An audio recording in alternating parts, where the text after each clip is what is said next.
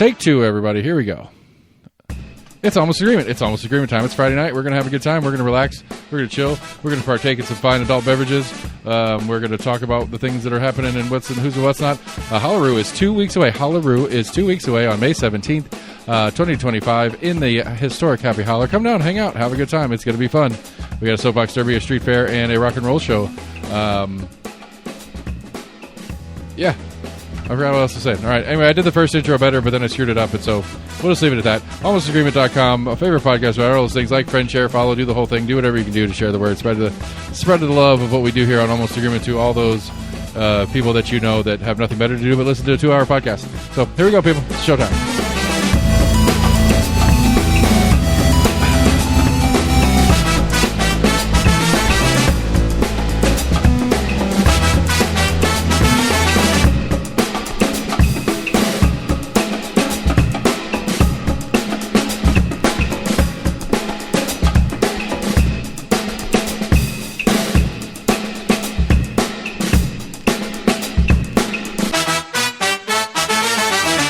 Yeah.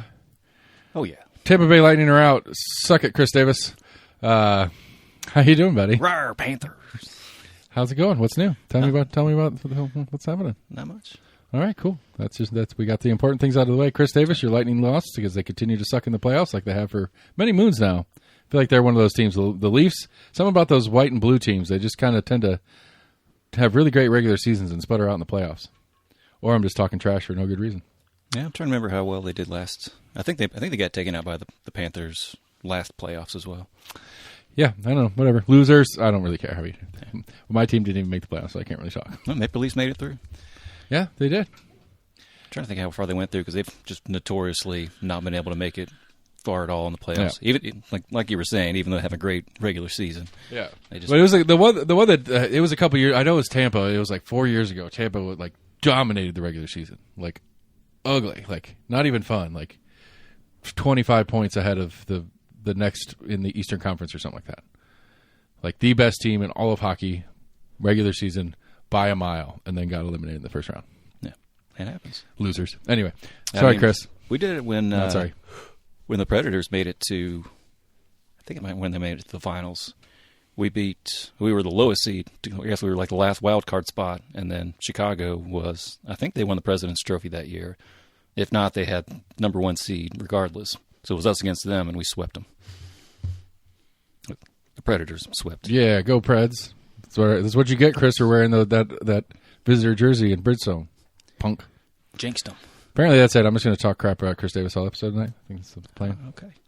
I know where you work. I'll come down. We can fight there in the old courthouse. I'll do it. I'm sure the security down there will probably take your side no matter what happens. Yeah. Oh, anyway, so that's all I really wanted. Like that was my one big one from this week. Jesse's new podcast launched. If you guys haven't, did I hint it last week? I don't remember if I pressed it. Headlights, Voices from the Progressive South, a podcast by the Progressive South, which is exclusively Jesse Fox Mayshark, formerly of Compass, still sort of Compass. I don't know. It's interesting so far. I'm really excited with the production value that I'm bringing to the table. I am finding shortcomings in my skill set, and I got to do some continued education to get better to make sure his show stays quality. And we'll see how the content and my philosophy and his philosophy aren't real tight, but we'll get there. We'll figure it out. But I'm the pure capitalist in me. I don't care what you believe in. If they're paying for me to do the job, I'll do the job. Exactly. You're just there to make it sound good. And I'm doing my best to do that. I mean, I think it's interesting. I think there's a lot of stuff that actually overlaps with some of the more libertarian stuff. And I've been thinking about it a lot because of doing it. And maybe this could be a discussion point is I think a lot of progressives and libertarians are the same. It's just that a lot of libertarians don't have faith that the government is capable of doing it. Whether they could or should do it is a different subset of conversation. And I think a lot of people that I am in libertarian arguments and conversations with and stuff like that, it's more of a lack of faith in the government's ability to perform a task than it is that whether the government should or shouldn't be performing the task. Does that make sense? Yeah, I was going to say, do you think that level of distrust has led to kind of like the second what you were saying of like questioning whether or not they should. Right. Because I always kind of thought of like libertarian was pretty much like they don't think the government should. Period. I mean, I think that maybe that's a better descriptor than maybe I just gave, in that looking around and dealing with and watching it happen, it's just like these. Yeah, I think a lot of libertarians get to libertarianism because of their strong belief in the incapability of. And so stop taking our money, stop failing to do things, and just stop taking our money and let us take care of ourselves, which is kind of a generic libertarian definition. Yeah. Because like, I mean, I want a wide spectrum as well as progressive as well. Right. But it's like, I would like affordable healthcare. I would like affordable housing. I would like all these different things. But it just seems like, I think for a lot of the more libertarian mindset people, it's just like, I just don't like it. The track record doesn't seem good that a government body is going to be able to do that well, or if at all, without massive corruption, or it all ends up being like one guy who gets to build all this affordable housing, and the state pays him 3 times value for it so that he builds the housing. Yeah, people got their housing, that's cool, but we all got taxed way more than it should have been to get it done. That kind of stuff. What was like Levittown pointed to as a good success? I think that was made in like the 50s or so, kind of post World War II. I saw the a little rally grew up there. I saw the on Nightly News tonight. They were talking about how Portland is leading the nation in middle housing, which is like something that Knoxville's been working on for years now. Yeah, it's like, I mean, Portland's a bigger city, so I guess that's why that's the reference they put in place. But anyway, it could just be a local focus. And maybe we've talked it here. I can't say I've really seen much of an effort as far as middle housing being built.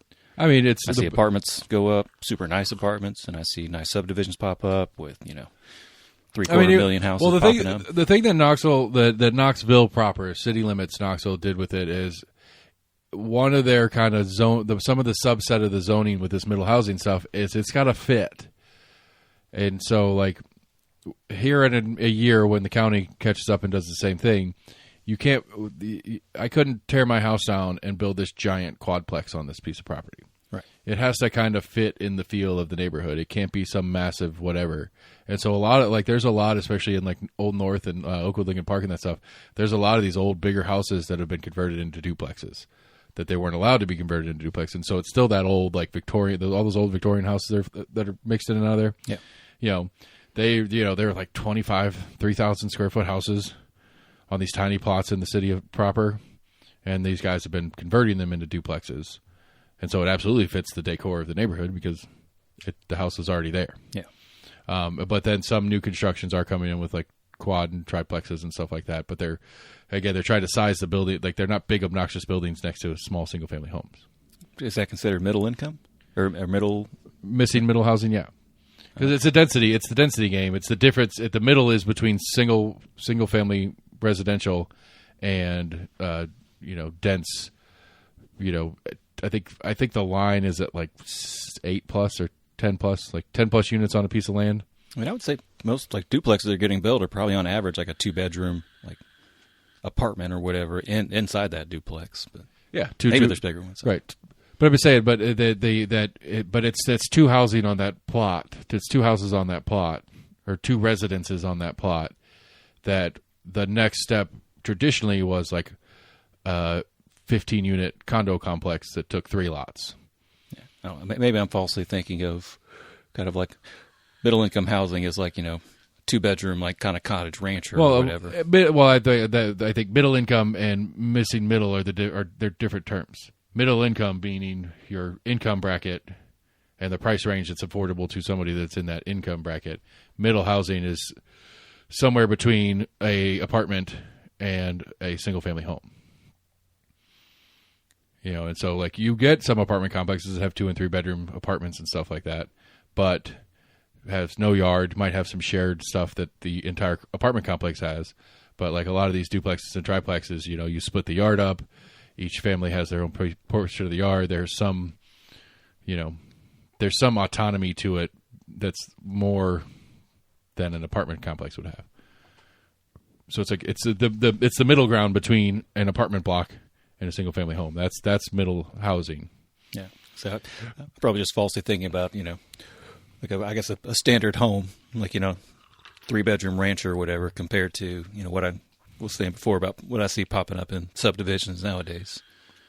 Right, 4-bedroom, right. But what I think, mansions. what the zoning encourages is those same developers, instead of building a 4 or 5 bedroom luxury McMansion, they do 2 triplexes on the same 2 lots they were going to do 2 McMansions on, and those 2 triplexes, if they sell them as condos, can sell for more than individually. It's cheaper, but those 6 combined on the same piece of land with about the same construction cost, they can now sell for more than they would have sold that McMansion for, comparably. But it also makes it at an affordable level for people in lower income to get into those houses. Yeah. And so that's the idea, at least. I don't know. I haven't. That's what I always kind of heard is like that's that missing middle, like you're talking about, is there isn't, especially when we're still under a little bit of a housing. Well, obviously we're still under a housing shortage, but when it was worse than it is now. Well, I mean, it's definitely there wasn't that middle like you're talking about. Right, it's for families to move in and out of. So. Right, it's the transition housing that gets you out of the apartment into your first home. Yeah, and then, but your first home isn't a 5-bedroom McMansion. Right, your first home quote is unquote starter home, right, or whatever. The little pink house we lived in was a starter home. Yeah, that we were renting. But if we had been able to, if me and the missus had been able to buy it at that time, that would be a more traditional starter home concept. Right. Which that neighborhood's now like that house. I guess maybe that's what I kind of mistake with. I would almost consider that like a middle. Right, but the new zoning basis says that house could have another house the same size in the backyard. Now, it was a decent sized lot. It was a big, the backyard was deep, but that house can now have another house of pretty much the same size in the backyard, and now you have 2 starter homes on the market on the same piece of land, basically. That's the idea. So you get more of that density, but you still get some of that autonomy of a home separated from a giant apartment block and whatever. Yeah. Mayor's budget did her thing. The mayor, Mayor Kincannon was on Scott's show today. And like I was working. I was trying to be like I didn't interject on any of their actual interview, but I did not either. We were a little bit on a time crunch anyway, but I didn't take either of the prep or outro where we weren't recording anymore to do any whatever. But she did, like I did say, hey, it's me, Seth. We're going to start in 5, 4, 3. That was all I said. Leaned in. They did the interview, and then Scott and her were saying their pleasant goodbyes and whatnot. And she goes, Seth, good luck on Halloween. I was like, thanks. Awesome. I will take a plug from the mayor all day. Zoom in. Just called in. I had her on the phone line. DJ, please. Very nice. I think Knox County Schools put out their budget as well. I think I saw that. Knox County was out 2 weeks. Well, their proposal was out 2 weeks ago. The school board passed said budget this past week in a special called meeting, which is a standard. It's not even really special. It's standard. It's not a standard meeting, but it's standard that the week after the proposal comes out from Ryswick, because he presents that at a standard meeting, the week after they get together to approve it. And so it has been sent to Jacob's office for him to include it in his total budget, which is supposed to be revealed on Monday, I believe. And so we'll get the $1.2 billion-ish county budget on Monday. Before you get all excited, everybody, 700 and something billion of that is Knox County Schools. I'm curious about the accounting. If Biggs would take my phone calls, I can maybe see if that's. I don't know if that's part of his job or not. I don't think that's part of his job. Like, I'm curious the accounting on how that works. It'd be Chris Caldwell would be the correct person, or is Chris City? I think it's Chris Caldwell. He's county monetary finance, county finance officer. Chris Caldwell. He might be city. Anyway, the finance officer would be the one to ask like how the accounting works on that, because it's like the city of Knoxville by charter pays 70% of their sales tax income automatically goes to Knox County to go to Knox County Schools. Okay. So when the city of Knoxville decided to shut down, because we used to, once upon a time, there were city schools and county schools, and the city of Knoxville had its own school system, and the county had one separately. And at some point in time, because Metro is the right idea, because Knoxville is getting big enough for it, it was decided that this is an inefficient way to go about educating our kids in this county. Why don't we just let the county cover all of the schools, both city and county? And so the city dissolved its school board, its school board, and all of the schools. There was a bunch of different weird stuff. It'd be probably an interesting little deep dive with somebody who knows the full history on it. But like, there were some schools that just shut down in the process. There were some schools that got overloaded because city kids came into a county school that didn't have a lot of extra space. There was a lot to the shifting around. Like, there's a piece of property right now that Knox County Schools is buying from the city of Knoxville because it's a piece of property that was a city school that Knox County Schools the Knox County Schools was storing a bunch of crap in, but but county bought the property. It's this weird little like circular thing because they're just these. That's what I mentioned. Was that the rural high school? Yeah, I knew somebody that actually that went there years ago. Yeah, I was like, what are you saying? Rural high? Right. I think rural high school, I believe, was a city school. Yeah. And when the city school system shut down, all those students ended up going, I think, a lot of them went to Fulton. No, I don't know where they all split up to at the time, but a lot of them went elsewhere, and that school sat empty. And then I think one of the deal. Again, this is probably the intricate history part. Is when the city dissolved the school district, the property that the city owned that were school properties didn't automatically go to Knox County because Knox County owns the property that Knox County Schools sits on. Knox County Schools doesn't own the property, and so it's this weird. Again, same thing. It's this weird accounting question of how this all breaks down between these entities. Yeah. But back to the original question, it's like, so if the city of Knoxville is estimating they're going to collect this much in sales taxes next year, 60-something% of that automatically goes to Knox County Schools. But for it to go to Knox County Schools, it has to go to Knox County because the Knox County Schools budget is inside the Knox County budget. So Mayor Jacobs has to write his budget that includes Knox County Schools, but the budget is not dictated upon what they're estimating Knox County is going to earn by itself. It's estimated off of what Knox County is going to earn and what the city of Knoxville is going to pay in to get their total budget. And so so it's weird because it's a $1.1 billion budget, which is a huge number, but realistically Knox County is only collecting like $800 million or something. I can't remember what the number is in actual taxes for Knox County.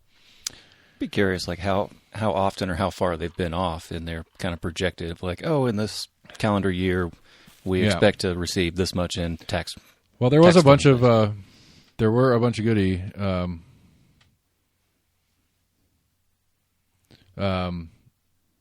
There was there like when we were early pandemic stuff. There was a bunch of stuff for the school board and Knox County government and the city of Knoxville and the state government had basically just been all right, everybody, cut your budgets in half right now. Some preparation, and then everybody shrunk down because at that time we didn't know, and nobody. And I as much as I like to shit on our legislators and stuff like that, they did take the proactive step of not assuming that the federal government was going to be like, here's a bunch of money, everybody, which is what ended up happening. But and so there's a bunch of surplus stuff that they're got to work off that they might still be working off from some of that now too. But yeah, that's a perfectly valid question. Because that's the one, like, I love the sales tax model that the state of Tennessee does. I appreciate that and not having an income tax in this state. But at the same time, if the economy goes to shit, the state of Tennessee income goes to shit. That's what I was just kind of thinking. I'm like, we're already starting to see, people's kind of tightening their wallets as far as, like, discretionary spending. Yeah. And so when that starts to happen, a income format that similar to what the state of Tennessee has can get in a lot of trouble really quick because they're spending money they're expecting to get. Right. And it may be spending money they're expecting to get 60, 90 days away because of the way it cycles through the whole giant system that is the state revenue office. Fun math. Because you're only getting $2 for your kid for Christmas, not 30. And if you're only buying $2 for Christmas, that's a lot less tax revenue. But those two are going to be more expensive, right? But not more expensive than 30, but less. Way more expensive than $2 should be. I don't know. I mean, I could. Anyway, I don't want to go there. All right, thanks. It's dumb. He's an idiot. They're all idiots. Nothing new. Same day, different. No, same problems, different day. However that goes. I had a friend that was telling me that he thinks I don't want to go into it, but the trade secretary is a great economist or whatever. I meant to ask him if he can give me some talks. Scott Bessent, I believe is his name. Yeah, Bessent, I think. Bessent, yeah. He's like, oh, he's an economic genius. I'm like, all right. I was like, from little what I've seen, I was like, I haven't seen much, but I can't say I've like sat down and watched and listened to, him try to explain a lot of the economists or kind of where he came from, et cetera. Oh, I think it was him was in front of the Harvard Business Review doing a thing, and they ate him alive. Because it's like you could play those little the markets do this, that, and the other game with the lay public, but when you got a whole bunch of financial analysts in the room, they're going to be like, what? Hold on a second. Explain that part to me again. Like that. That ain't how that works. I think that was best. Nice equation they put out. It's like, what's this? Oh, did you think no one knew how to do math? Ask ChatGPT how to do math for them? Right. Anyway, yeah, sorry. I mean, I don't know, because I was going to go into this. I did listen to that interview you asked me to listen to. And it totally just that one makes part, sense. you listened to the whole thing? I started at the 20-ish minute mark for a while. That's where he came in. I thought it was an interesting interview. I can't say it's been a couple weeks since I listened to it, but Prof G Markets on YouTube, and he had a guest, Ryan Peterson, talking about why Trump will back down from the China tariffs. Which, I mean, it totally makes sense. I mean, 100%. As far as who's in the driver's seat in this game of chicken, we are the ones that have I think the game of chicken, the car game of chicken was the perfect analogy. It's like if China's a car and we're a car and we're playing chicken, driving full speed at each other. The game is who flinches first.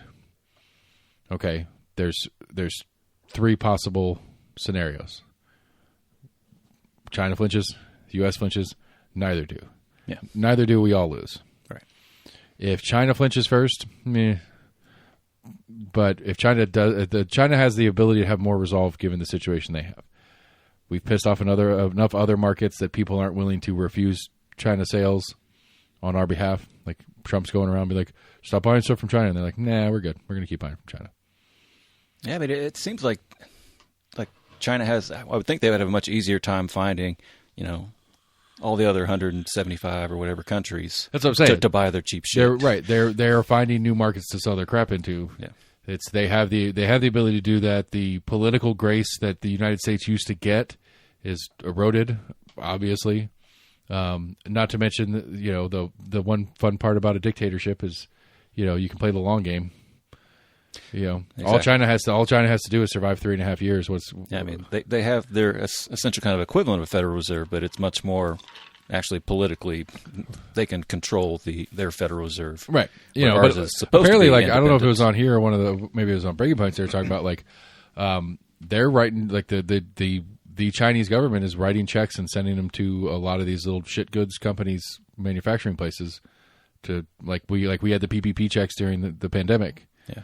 That government's writing checks. Just hold on. You're going to be fine. I saw a number of production factories have gone from a 6-day work week or down to a 3 and 4 day work week. Right. So but they're seeing the effects of it. But people are still getting paid because the way the government's backing those companies. Yeah, the government's backing those companies up and being like, just you'll be fine. Yeah, but I thought that guy had a really interesting perspective as far as he's with, what was it, Betway? Yeah, I think it was one of the largest shipping companies in the world. Yeah, or in the U.S. maybe. Well, the most interesting thing I thought he was talking about is he was talking about they had done some looking into tracking shipments of used manufacturing equipment leaving China, going into the Vietnams and Cambodias and Indias. Right. That is an interesting one because I mean realistically that, but some of that was already happening before all this. Yeah. But that it's ramped up now. He was saying Vietnam's been a growing market for years as far as production. Right, because China's done a good job, and people are there's a real middle class growth in China, and when a real middle class growth happens, wages come up, and when wages come up, the cost of goods goes up, and then that market cornering that you had in the place that made the stuff for the cheapest starts going away, and so Chinese companies. The difference is these Chinese companies are taking the company over there. I think specifically just in Vietnam. I think it was that one I saw that.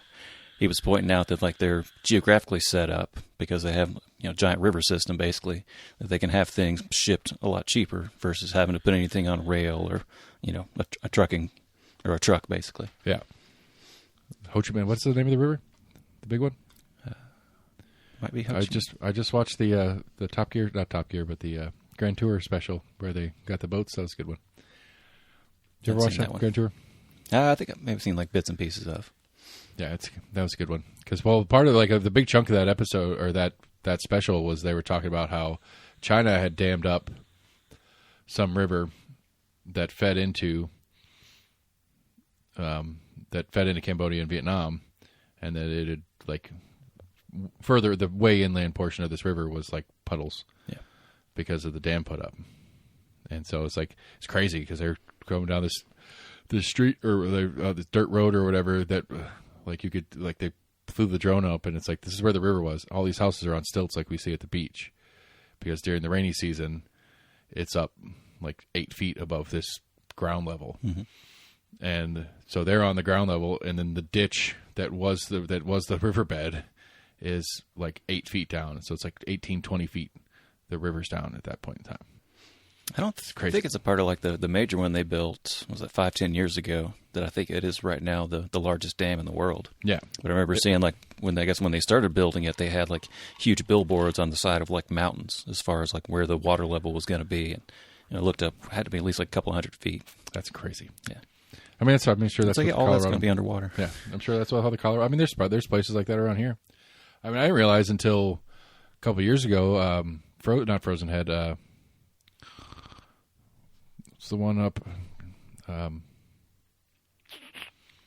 where Max got married. Big. It's not Fork. Not Big South Fork. Big Ridge. Big Ridge, yeah.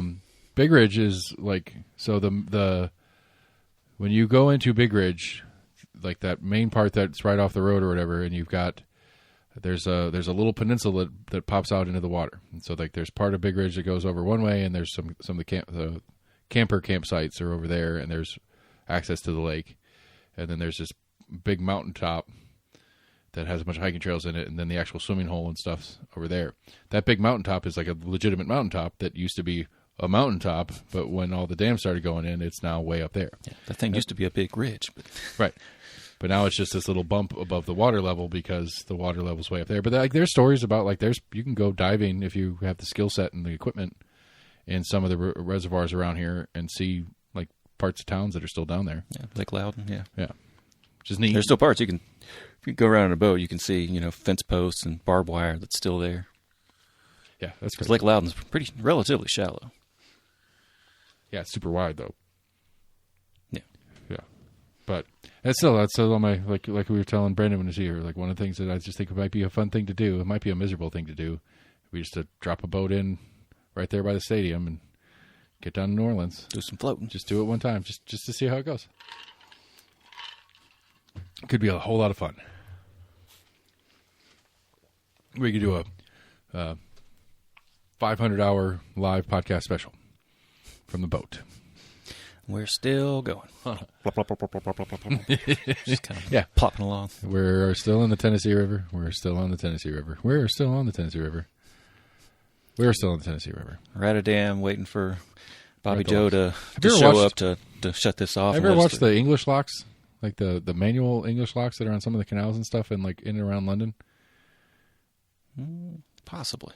Like so, like they're manual locks, and so it's like these. The lock doors are closed, and then you pull the boat in, and you close the other doors, and so it's just like this long post that sticks out of the end of the door, and it's like stairs except they're angled at like 45 degrees. That you like. Put your back on the post and you just kind of walk up those stairs backwards. I mean, you're walking level, but it's like you're walking upstairs backwards, pushing that post, and you manually open that door to let the water in and out. I've seen some stuff on, I guess they call it like narrow boats that people live on. Yeah. And just kind of like travel all through the different like waterways. Because that used to be one of their main mode of transportation for a lot of things. They had just these small canals that they moved goods on.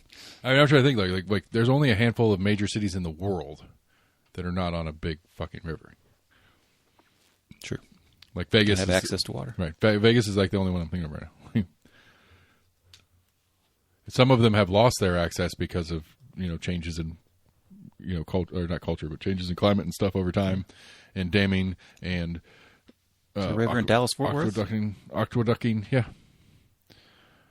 I've never been there. I don't know. I am confident there is a big effing river that runs through Dallas. I just remember that was for a time, and it may still be like one of the largest or fastest growing cities. Yeah, looks like a river right there. The Trinity River in Texas.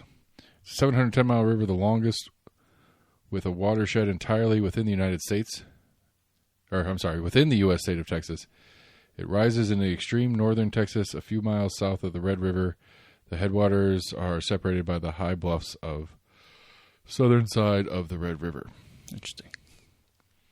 Makes sense. Show me the map. I want to see it.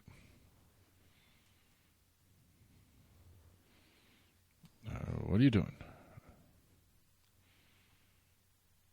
Atlantis got, I don't know the name of the lake, but there's a big river that came off of that I think we were in a big dispute a handful of years back. Yeah, well, it's because the Tennessee River technically was supposed to be the border down in Chattanooga. And in like 1830-something, some surveyor was out there, and basically the southern line of Tennessee moved down like half a mile. And so Georgia is from like the original drawing of the Georgia-Tennessee line, Georgia is supposed to touch the Tennessee River. And somewhere in the 18-somethings, a new line was drawn, and that was the lawsuit, was that Georgia wanted access to the Tennessee River because they're supposed to have it. Yeah. And we're like, nah, we changed that line a long time ago. We didn't do any paperwork on that. Yeah, well, this is where the line's at now. Sorry, it was a gentleman's agreement. Well, it's like, do you know the state that has the most edges, most corners? Most corners? Mm-hmm. I would guess Alaska. Colorado.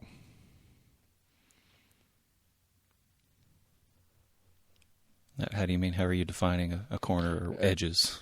Well, okay, so corners meaning the surveyed corners. So it's not like a river edge or an ocean edge. I get where you're coming from, Alaska, for that reason.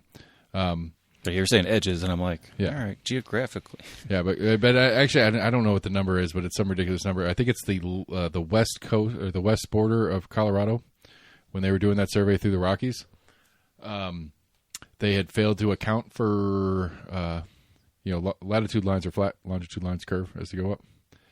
And so the written version of the border was supposed to be along that longitudinal line.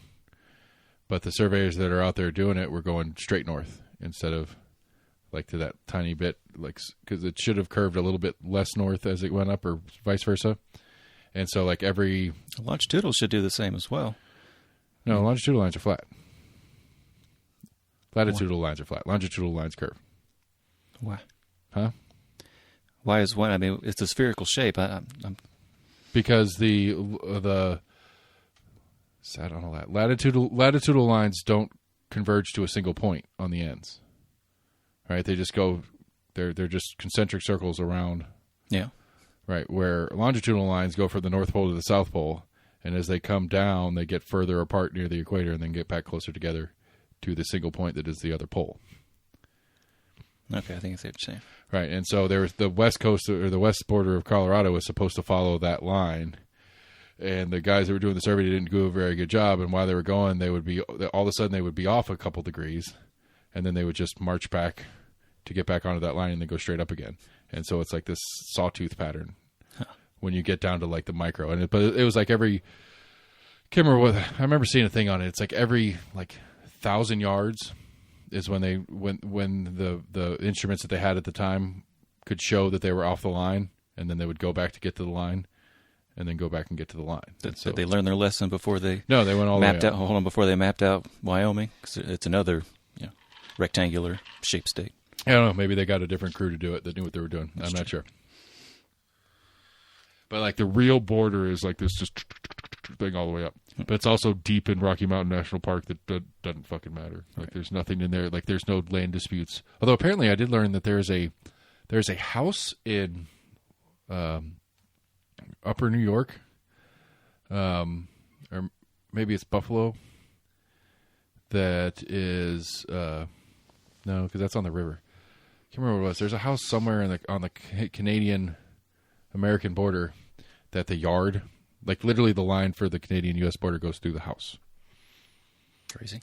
Yeah. I don't know what the rules are on that. I think they would figure that out whenever they actually built the house, but maybe lines changed since. Yeah. New treaty signed. That's another one. That's like a knock on your door. Sorry, we just need to let you know you're now Canadian half American, now. half Canadian. Don't go in your living room. Your kids are Canadian. You're American, so your kids get health care, but you don't. Yeah, where was your kids conceived at? That's funny. That's funny. We make funny jokes. Yeah, we got all over the map. Anyway, back to the accounting question. I really kind of would like to see how that works with how the city tax goes into the county budget, so that the county mayor can account for the city income to the Knox County budget. You think it's done on like a quarterly basis? I don't know. That's what I'm saying. Like, I'd be curious to know how all that works. But I mean, it'd be, is the county operating off of what they predict the city's going to pay them, or is the city saying, "Here's what we're guessing we're going to pay you"? Like, is there a communication there where they're trying to agree on a number, or are they just picking their own numbers? I guess in your business, do you monthly report, or is it just kind of end of the year report? Sales tax is monthly. Okay. So I would think it probably wouldn't be too dissimilar that they're at least reporting. Right, but but when they write an annual budget, they're writing the budget on an estimate for the year. Right.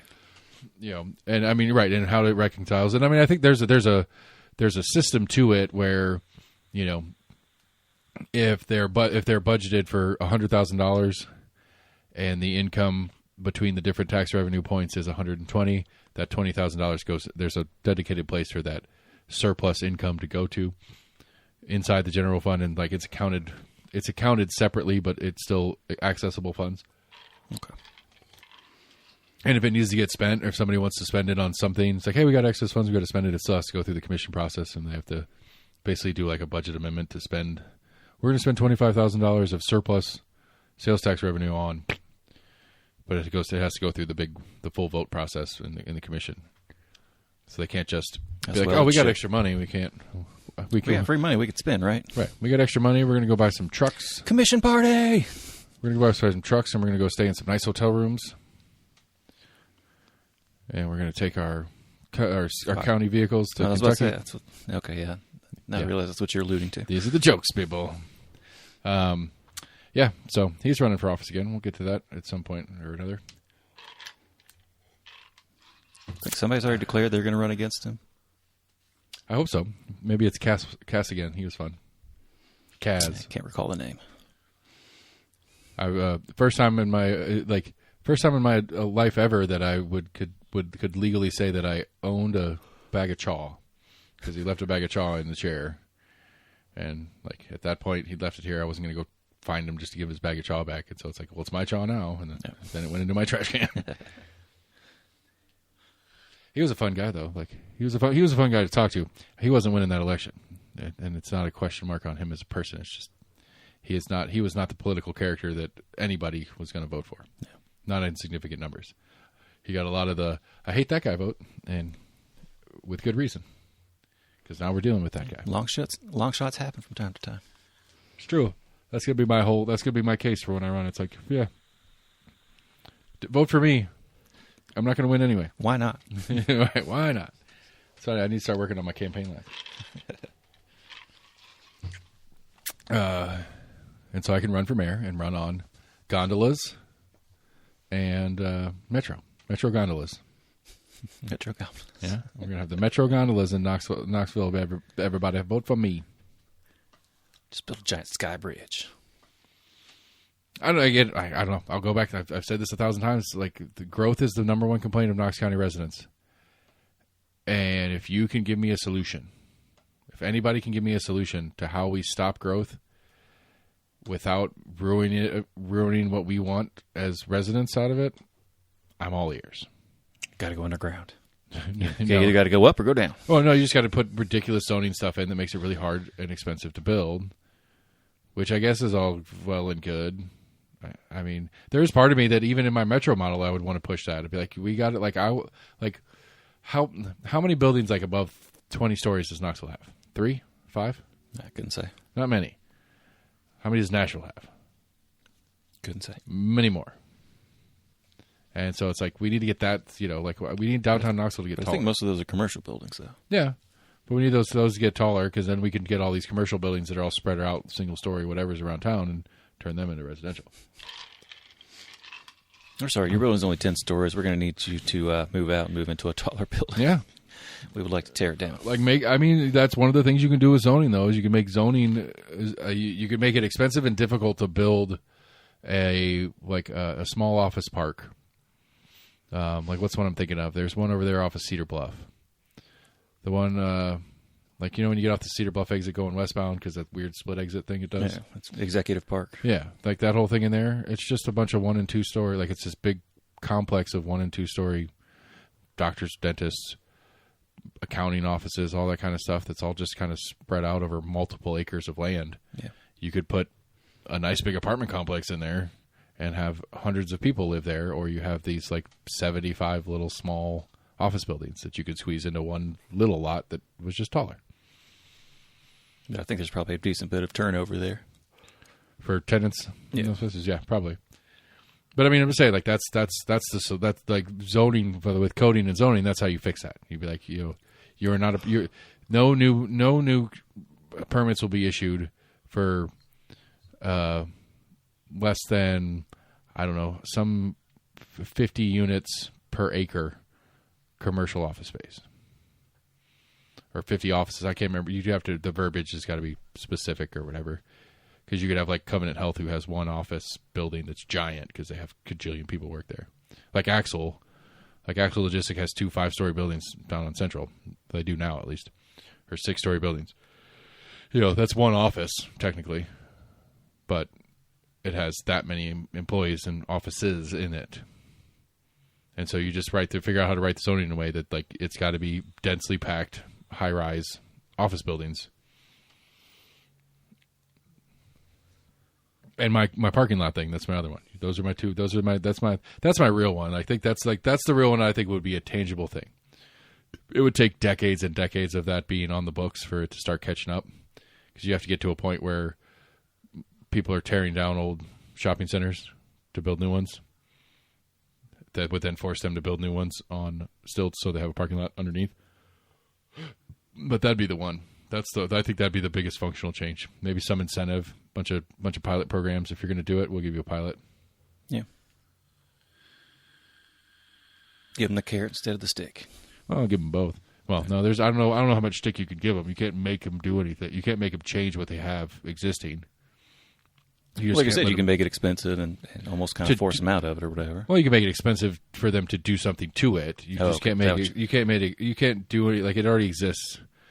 Because I mean, like technically, like if Knox County, since I'm a county resident, came and rezoned this neighborhood as like high density heavy industry, like it turned this into made this neighborhood industrial coded, they can't make me sell my house, and they can't say I can't live here.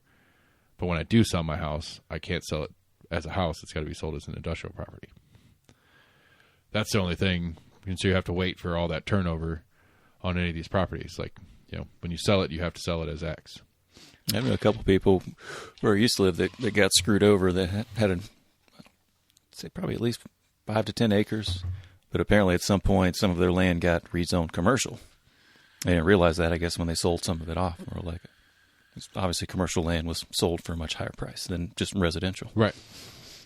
Well, and you're keeping some of it. You think you're selling it so somebody can build a house over there, and now all of a sudden you got a office complex or a strip mall going in. Yeah, that would suck. Oh, what else you got, man? Again, I'm in the last throes of Holloway, so my attention span has been highly diminished. I don't see too much crazy. The trial's still going on in Nashville of the former House Speaker and his assistant. Right. I think there was some kind of story about the defense attorneys were arguing that at one point, it was actually a woman that was involved in it that I guess took a plea deal and is actually testifying for the prosecution. But at some point, that some of the defense attorneys for the two gentlemen on trial, I guess, accused her, I guess she's got a separate lawyer that was in the gallery, that maybe they were doing hand signals. Ooh. Yeah. Which apparently, there's multiple cameras in the courtroom, so they were like, yeah, if it's true, we can go back and, look at it. But I mean, I would. I would want 'Cause I think the defense attorneys were trying to get her lawyer onto the stand.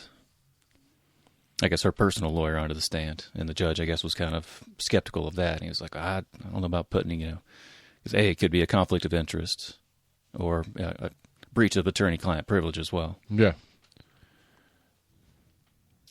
You're like, that's a serious accusation that you're saying against someone, a fellow law license holder.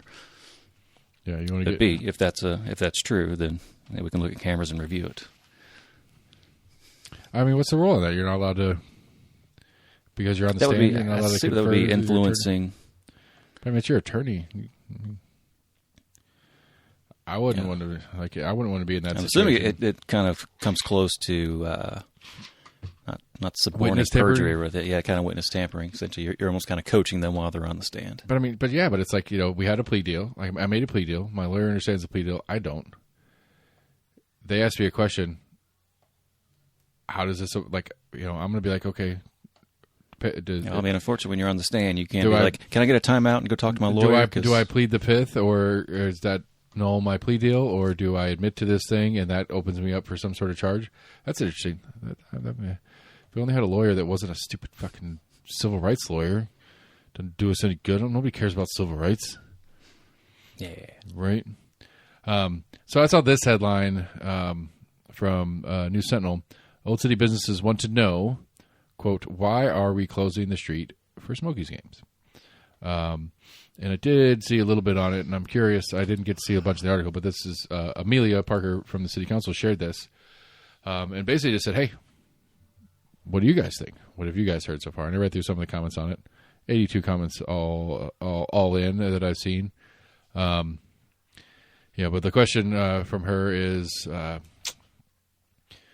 what has been your experience at the stadium open? Do you avoid downtown or game days if you're not going to the game? Or how are you navigating parking?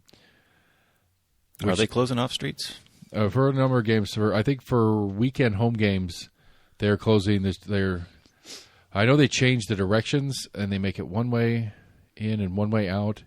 And there's a section that's closed except for the trolley buses. Okay.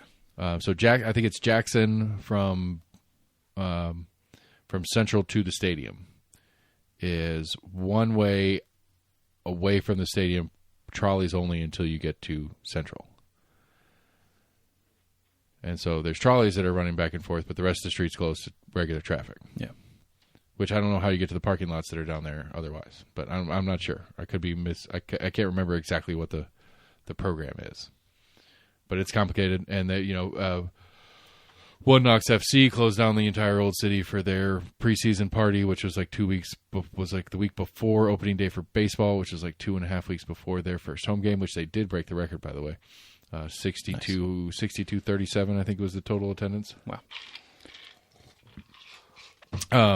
And so, yeah, it's got to be, and so, anyway, I don't know.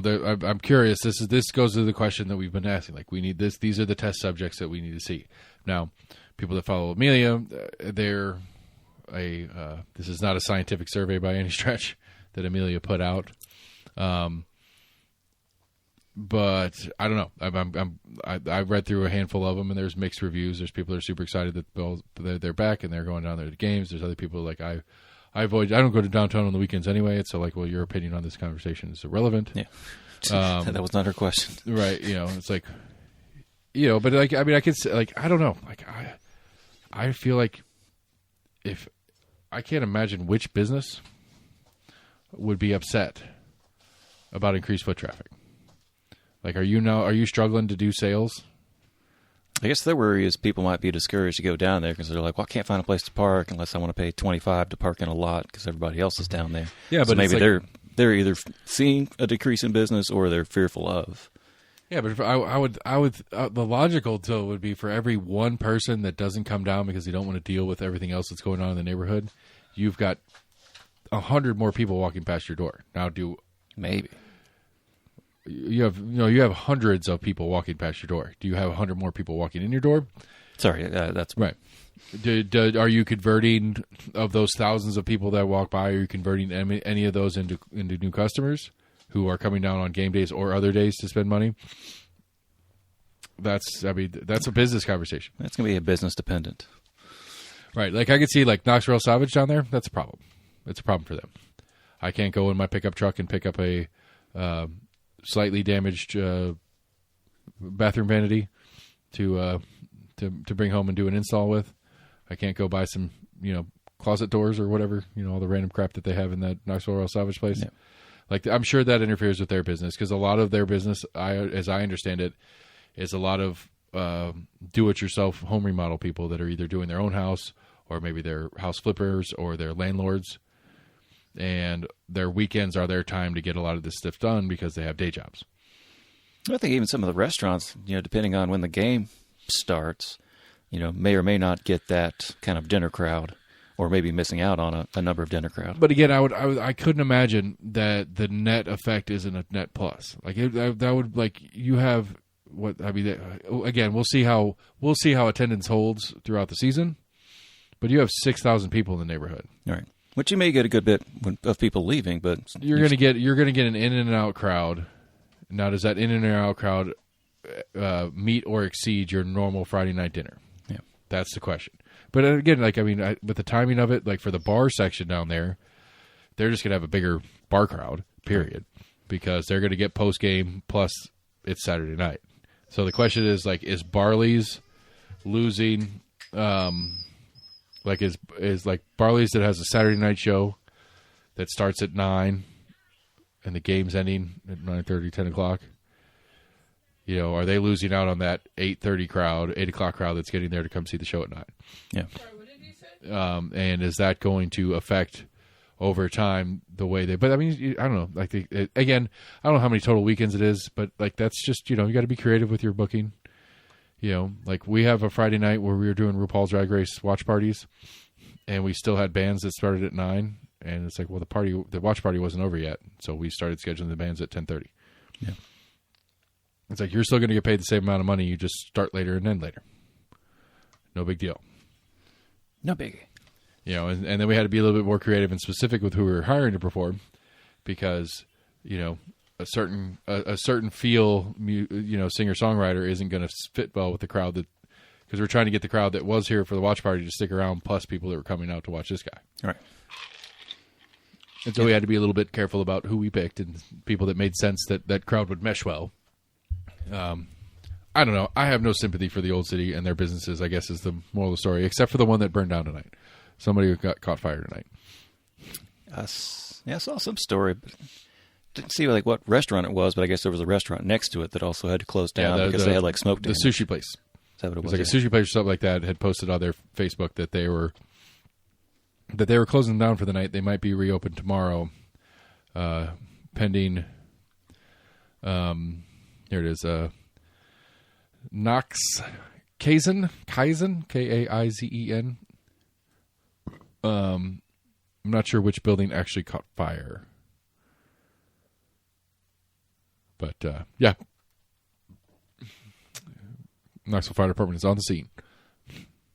My friend Rusty got this slider from the gas station. Thought it was hilarious. And I told him, "Where'd you get that picture of me?" Anyway. You dog, you. These are the jokes, people. You don't even get the jokes because I'm not showing you the picture. And so, yeah, I mean, I here's one from a CR initials. I live off of Central in Oakwood Lincoln Park. That's way up Central. I absolutely avoid crossing Broadway into downtown now.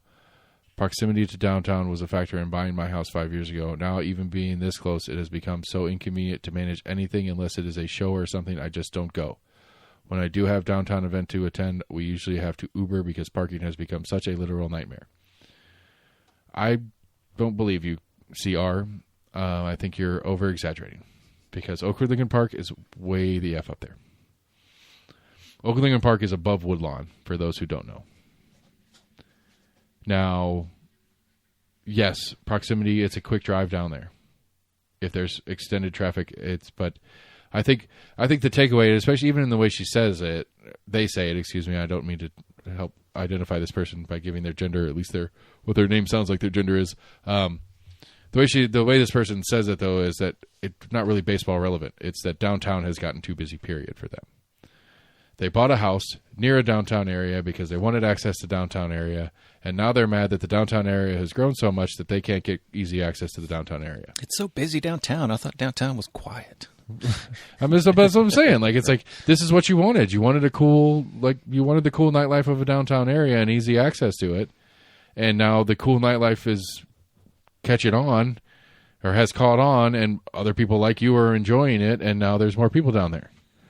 Oh, sucks. That sucks. I'm sorry. I'm sorry that you got what you wanted, and that caused you to lose what you wanted. I don't know what to tell you. Yeah. This other person, SC, I am done with downtown. Parking is confusing, expensive, and everything is too crowded for me. I don't consider it an option anymore. Again, the baseball or not, that had nothing to do with it. Like, that was already happening. Right. That was not her question. JE says, I avoid the old city on game days for sure, but I'm also starting to avoid downtown in general because of all the people trying to force their religion on me. Ooh. Last time I was there, my family and I were approached 6 times in an hour. Crown College brought about 25 people and sent them out into the crowd. I find this incredibly annoying. I was down there when I was telling that story about walking with Chris Davis and his Loser Lightning fandom into Market Square. Yeah, I was sitting at one of the benches in Market Square waiting to meet somebody, and there's a guy just right in the middle of Market Square, just preaching to the world. I saw it a few times when I would go down to like the farmers market years ago.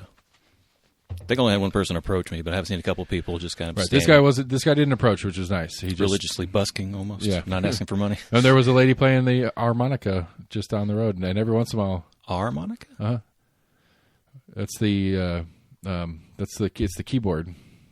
The one you blow into? Yeah. Oh, okay. I think it's harmonica. No, now you got me questioning my own statement. I think that's more of like a keyboard. Yeah. thing. What is that? I think it's called the harmonica. I don't know. Anyway, she was playing that over on the other corner, and every once in a while it kind of went together. Like it fit, like he was on some like rise, and he was getting excited about God and the wrath of this, that, and the other. And she was playing like she had a catalog of like, it was classical music, and I think I recognized a handful of tunes. Right. But there was a couple times where she was rising the music with him. I was like, yeah, all right, this is a whole scene. I like it. One more and we'll move on from the topic. SD says, unless you want to park and walk a good bit, it's hard to go near the old city, even on a random first Friday. Again, the same complaint. I kind of want to comment. Amelia, the solution, what everybody wants is a giant parking garage. The biggest, giantest parking garage ever. How about we just take Market Square away and put a 13-story parking garage where Market Square currently is? That's what everybody wants. And I mean, I get it. I am absolutely as guilty of it as anybody else. When I go to the grocery store, I want to park in the closest space to the door. Right. I am as guilty of that format. Like, I will see somebody pulling out, and I will wait for them to pull out so I can get a closer space than the one that's right here that I can pull into and get inside before that person finishes pulling out. Yeah, there were times years ago I was like, I'll go down to Barley's. There wasn't a parking spot in their parking lot. That was when the parking lot across the street was like for that venue, and it was like paid only, and they actually had people manning it. And I didn't feel like parking under the bridge further down. Right, because that was before the bridge was cleaned up. Right. That was the scary days. And I was like, I'll go get pizza elsewhere. Right. And I mean, I agree, but I mean, I think there's something. I think there's room for a middle ground here that I don't know exactly what the solution is, but it's not a vibrant downtown when every other building looks like a building, but it's a parking garage. You know, like, especially because like a lot of people live down there too. Right. And those people that live down there do need a parking spot for their vehicles so they can go to work or they can go out of town to do whatever thing that they do. We are still a car society. I think a lot of those like have their own like little personal lots. Like I Right. think Sturchy's does. But I'm just saying that is a parking lot that is full. Right. It's not accessible. Right, it's not public. Right. Right. It's a private lot. But it's literally land that is parking lot, but it's also not an accessible parking lot to the general public. Right. Like, I don't know. Like, I guess the question is, and this is the libertarian mindset coming out again, too. It's like, well, whose responsibility is it to have parking for you so you can go to the business? Is it the businesses? Maybe. Does Barley's need to build their own parking garage so that you can get your pizza on Friday night you were talking about? Maybe. Do they need to have a guy out there manning their parking lot, making sure the people that are filling their parking lot up are actually going into Barley's? Maybe. Would you be more apt to go to Barley's if you knew that the parking lot that you were wanting to park in was for you and Barley's customers, not for any Tom, Dick, and Harry that just found a spot and went over to Jig and Reel instead? Maybe. I mean, that would change the formula. That would change the formulation in your decision. I'm heading down there. Because hell, part of it would be if the parking lot's full, that means they're packed inside. It's going to take me an hour and a half to get a pizza, and it's going to be loud and crazy, and I don't want to deal with that either. Yeah, possibly if their parking lot's not big. So. No, it's not. I'm just saying though. But would it change your calculation if you knew that parking lot was exclusively for their customers and they manned it? It might change your calculation in making the decision to try to go down there. Yeah, no, I'll probably have a better chance of getting in. Right. And that's what I'm saying. And so, but again, so the question, the root question is whose responsibility is it to make sure that all these people that don't like dealing with downtown parking stuff have a parking space? Like literally, is it the city's responsibility to spend millions and millions of taxpayer dollars buying land and building multi-million-dollar parking complexes? I don't think so. I think that those businesses could pay for them. Or maybe let's say pilot programs were used to build some of those businesses, et cetera. So I mean, you're right, they already got a discount. Right, they already got a discount to get. They already got a discount, and the city's less likely to recoup their funds as quickly if those businesses aren't able to kind of thrive. That's just I get where you're coming from. It's a little bit of a stretch. A little two-sided. I don't know. I'm trying to put a little bit of onus on the city, all right, as to help accommodate business. Roddy's got a new squeaky toy, and I apologize. You guys are going to have to hear it because oh, no, I can't. And I mean, we have, kind of business promoting departments in the city and the county. So, I mean, they're there to help, bring in more tax revenue. We do, but I mean, again, it's so there's a benefit to the city and the county to kind of incentivize businesses doing well. You can't hold their hand, but you also can't handcuff them. And is potentially one of those incentives providing general use parking for the public to come down to the area? Yes. I mean, yeah. To a certain extent, I'm not saying full or anything. But I really I don't know. I think I don't know. Like, what are they like? How do other major cities handle this? Like, is half is half a national parking lots, and I just don't know that. I've only kind of driven around a handful of times, and there's a good bit of at least like big surface lots. Well, like when we went to the Preds game, we were in that was like a 4-story garage. But I think that was also like an apartment complex, right? But there was a building on top of it, right? Right. And then when I went to the Titans game, it was the same thing. It was a bank building, and like ground level and like 4 floors down was all parking. Yeah. And then I walked my happy ass a mile all the way to the stadium and watched the game, and then I walked a mile out and then got stuck in traffic because 80,000 people were trying to leave the stadium complex at the same time, and there was traffic everywhere. But I did go to that particular event, so it's my own doings or whatever. And do the people of Nashville hate the fact that they have a football team? No, but I'm sure they're like, oh shit, there is a game. It is pay game attention to it, right? I mean, I think it's something to pay attention to, and yeah, maybe it's like I was going to go down to Broadway this weekend. Because I heard some dudes playing at the honky tonk, but I don't want to deal with football traffic because it's a game day.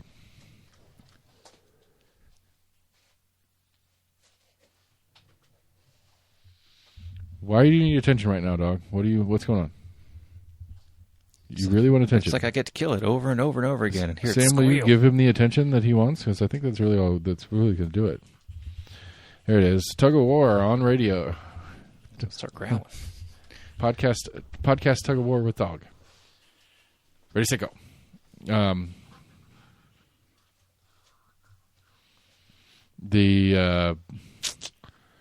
So I don't know. Like I don't know. This audience, maybe not be the right people to take a survey on. I definitely have been checking for games before I venture to the old city and won't go if one is happening. It is ridiculous that a better plan for parking wasn't put into place. So stupid. Don't park. I don't know. I don't tell these people. Like, we don't need another parking garage. I will advocate. Maybe that's my other mayor stance. No more parking garages. I'm a county mayor, so it doesn't matter. We don't have garages in the county. Like if there's a parking garage, build it taller. Yeah, absolutely. That's it. If you want to build a garage, it's got to be on top of one that already exists, or you can build a garage with the building on top of it. But no more like service level lots should be illegal. If you have a service level parking lot, you have to build something on it. You're not allowed to. It should be illegal in the city of Knoxville to sell parking spaces on a surface lot. That's how you fix that one. Might work. If you have a surface lot, you got to build a building on it, or you got to build a parking garage on it. If you want to go for a profit on the parking garage, or if you're trying to make money off of selling parking, go ahead, but no surface level. It's got to be a multi-story, or you just put some sort of tax thing on it so that makes it unfeasible to do it in one level. Yeah, I just might work. The only, I mean, again, like. Is that like so? Like on the scheme of like government stuff, like is that an infrastructure thing? Like would we consider parking an infrastructure thing? Only in a downtown area, like is like, you know what I mean? I think to an extent. I mean, you can't fully rely upon mass transit, walking, etc. So you're going to have some kind of need for automotive. I mean, I would make the argument that like if you're going to have your city court. If you're gonna have, I mean, I don't know anywhere else like outside of downtown proper. Like there's parking requirements on building a commercial property. You can't put a Sam's Club in with no parking lot, right? Like that is against code. There's a certain number of parking spaces you have per square foot of retail space that your business that the building has. I'm assuming that's a little bit to protect your surrounding businesses. Like you can't just put a business there and be like, "Oh, we were just going to use everybody else's parking lot." I don't know. I don't know exactly what the reasoning is behind it, but that's how it is everywhere else. And so it's like, why does the city taxpayer have to foot the bill for Mass General Store's parking? The one behind it was free, and there's a number of parking garages not far away from it. I've got a solution. I figured it out, people. Here we go. You ready? We got that giant train yard down there. How many tracks go through there? Which train yard? Right there, just above the old city. You have the Gay Street Viaduct that goes over. Broadway goes over it. That place where that pour place is? Like the drink like pour? Is that what you're talking about? It's like that red building, I guess, when Jackson's kind of coming down from Broadway. Is that the kind of train? That was an old like train depot that's now that poor place. Yeah. Is that the area you're talking about? So between that train station, depot building or whatever, and then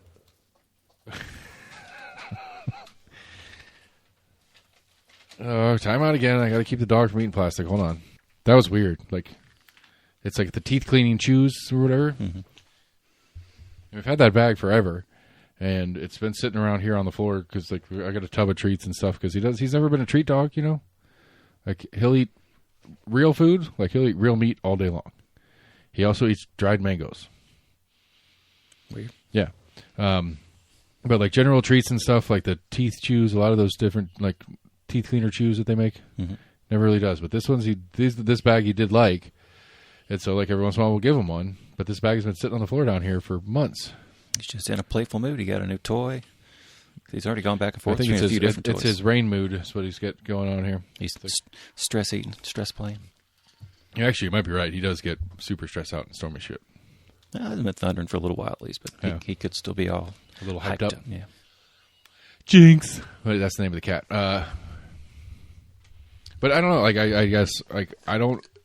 Like I mean the tax roll pays for the bus system, pays a significant chunk of the bus system, and we wanted to pay for parking. I could get to be on board with the argument though. It's like I'm a city resident and I pay a lot more taxes, and if I want parking for the exchange for my taxes, then you need to give me parking. Yeah. I could get the argument. I moved or I live close to downtown for the access to the amenities, and I'm kind of halfway there, but I can't get close enough. If you're going to drive and park anyway, then your argument to live near downtown is irrelevant. But my idea is that so between all that rail yard that's in there, which I think it's like 6 tracks wide for a minute, because there's a switching thing in there. That whole thing from Broadway to Central, 7-story parking garage, that would be thousands of cars, thousands. That will solve all the city parking problems like that. Wait, you have to get Norfolk Southern or something to let us do it. They wouldn't let you do it. Right. But I mean, again, like you can't build a building on top of those things, but you could build a garage. I think it could be done safely and functionally. I think you build a building over it. I don't know. Maybe trains are restricted to a certain height. Yeah, it'd be a lot harder to do like a building that had people in it than it would be to do a parking garage, though, I think. Right. All right, American Cannon, I'm going to call you on Monday. We're going to get some Wait, we're not getting any grant money anymore. How are we going to pay for this? We're paying off the Civic early, $1 billion parking garage. That's what Knoxville needs.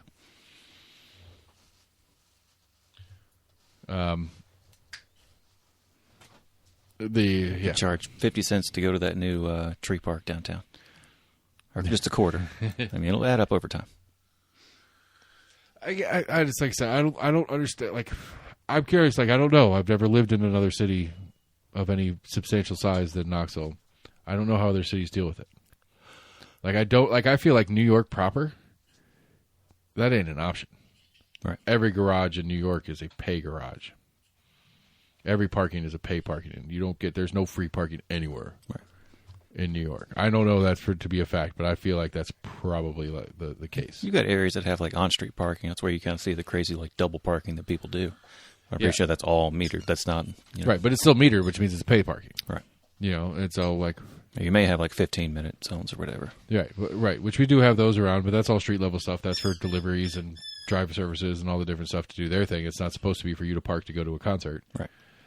But if you're going to Broadway in New York to go see Cats, you're paying to get there with a cab or something like that. You're taking the subway. That's what I guess the counter argument in play here is they have a real mass transit system that works well. Yeah. Or if you're going to try to drive down to whatever Broadway house that's playing Cats, you're going to pay to park. I'd be curious. I would say, compared to our city, there's probably a lot less people that have cars compared to kind of per capita in Knoxville. If you look at like New York City, there's good people that live there either. A, just don't care to afford, and B, know that they're going to have to pay that much more a year to have parking. The systems are in place that you don't need to have a fun car. Right, like you can do the things, and I think but I think it's a chicken or the egg thing too. Like I moved into a 3-story brownstone walk up in New York, and I pay a ridiculous amount in rent and taxes and all those things, but I can live my life without a car. Like I can live the totality of my life without a car, and so what I pay extra in taxes and rent and all those kind of things is offset by my access that I don't have to have a car for. Yeah, and so it's one of those like the city of Knoxville. How do you bridge that transition into making it so that we don't need cars to do? And again, gondolas are the answer, people. I got it. I already have it. Elect me, and I'll fix it. Do we have any parking rides around Knoxville? I mean, you occasionally see them like off of like interstates, but even then it's usually kind of like smaller to medium-sized towns, or the handful I've ever seen like right off an interstate. Yeah, no, not really. I don't know if there's any carpooling stuff that's in play in Knoxville. Great, but again, it's like the problem with it is that it's not a work thing. Like a lot of the parking ride systems are work. We're usually like work related. It's one of those like you get there at 8:00 in the morning, everybody piles into some one person's car or the bus thing that takes you downtown to go to your office. That's what I was saying. I thought a lot of them were also interconnected with some kind of bus system. Right, but they revolve around work hours, which Knoxville doesn't work downtown. Knoxville plays downtown, which again gets to the argument is like, why do cat buses stop at 9:00? Like the bus system shuts down at 9:00 when the most useful time for it to exist is going to be in the evenings when people are using the downtown nightlife. I know UT used to have the T, and I think they stopped that a few years ago. Yeah, I mean, I got like it's like I want like this is like that's like again that's one of the obvious solutions in play, and I don't know I understand cat bus systems has significant parameters that they have to stay within, cost wise and stuff like that. They can't just run a million buses all day every day, but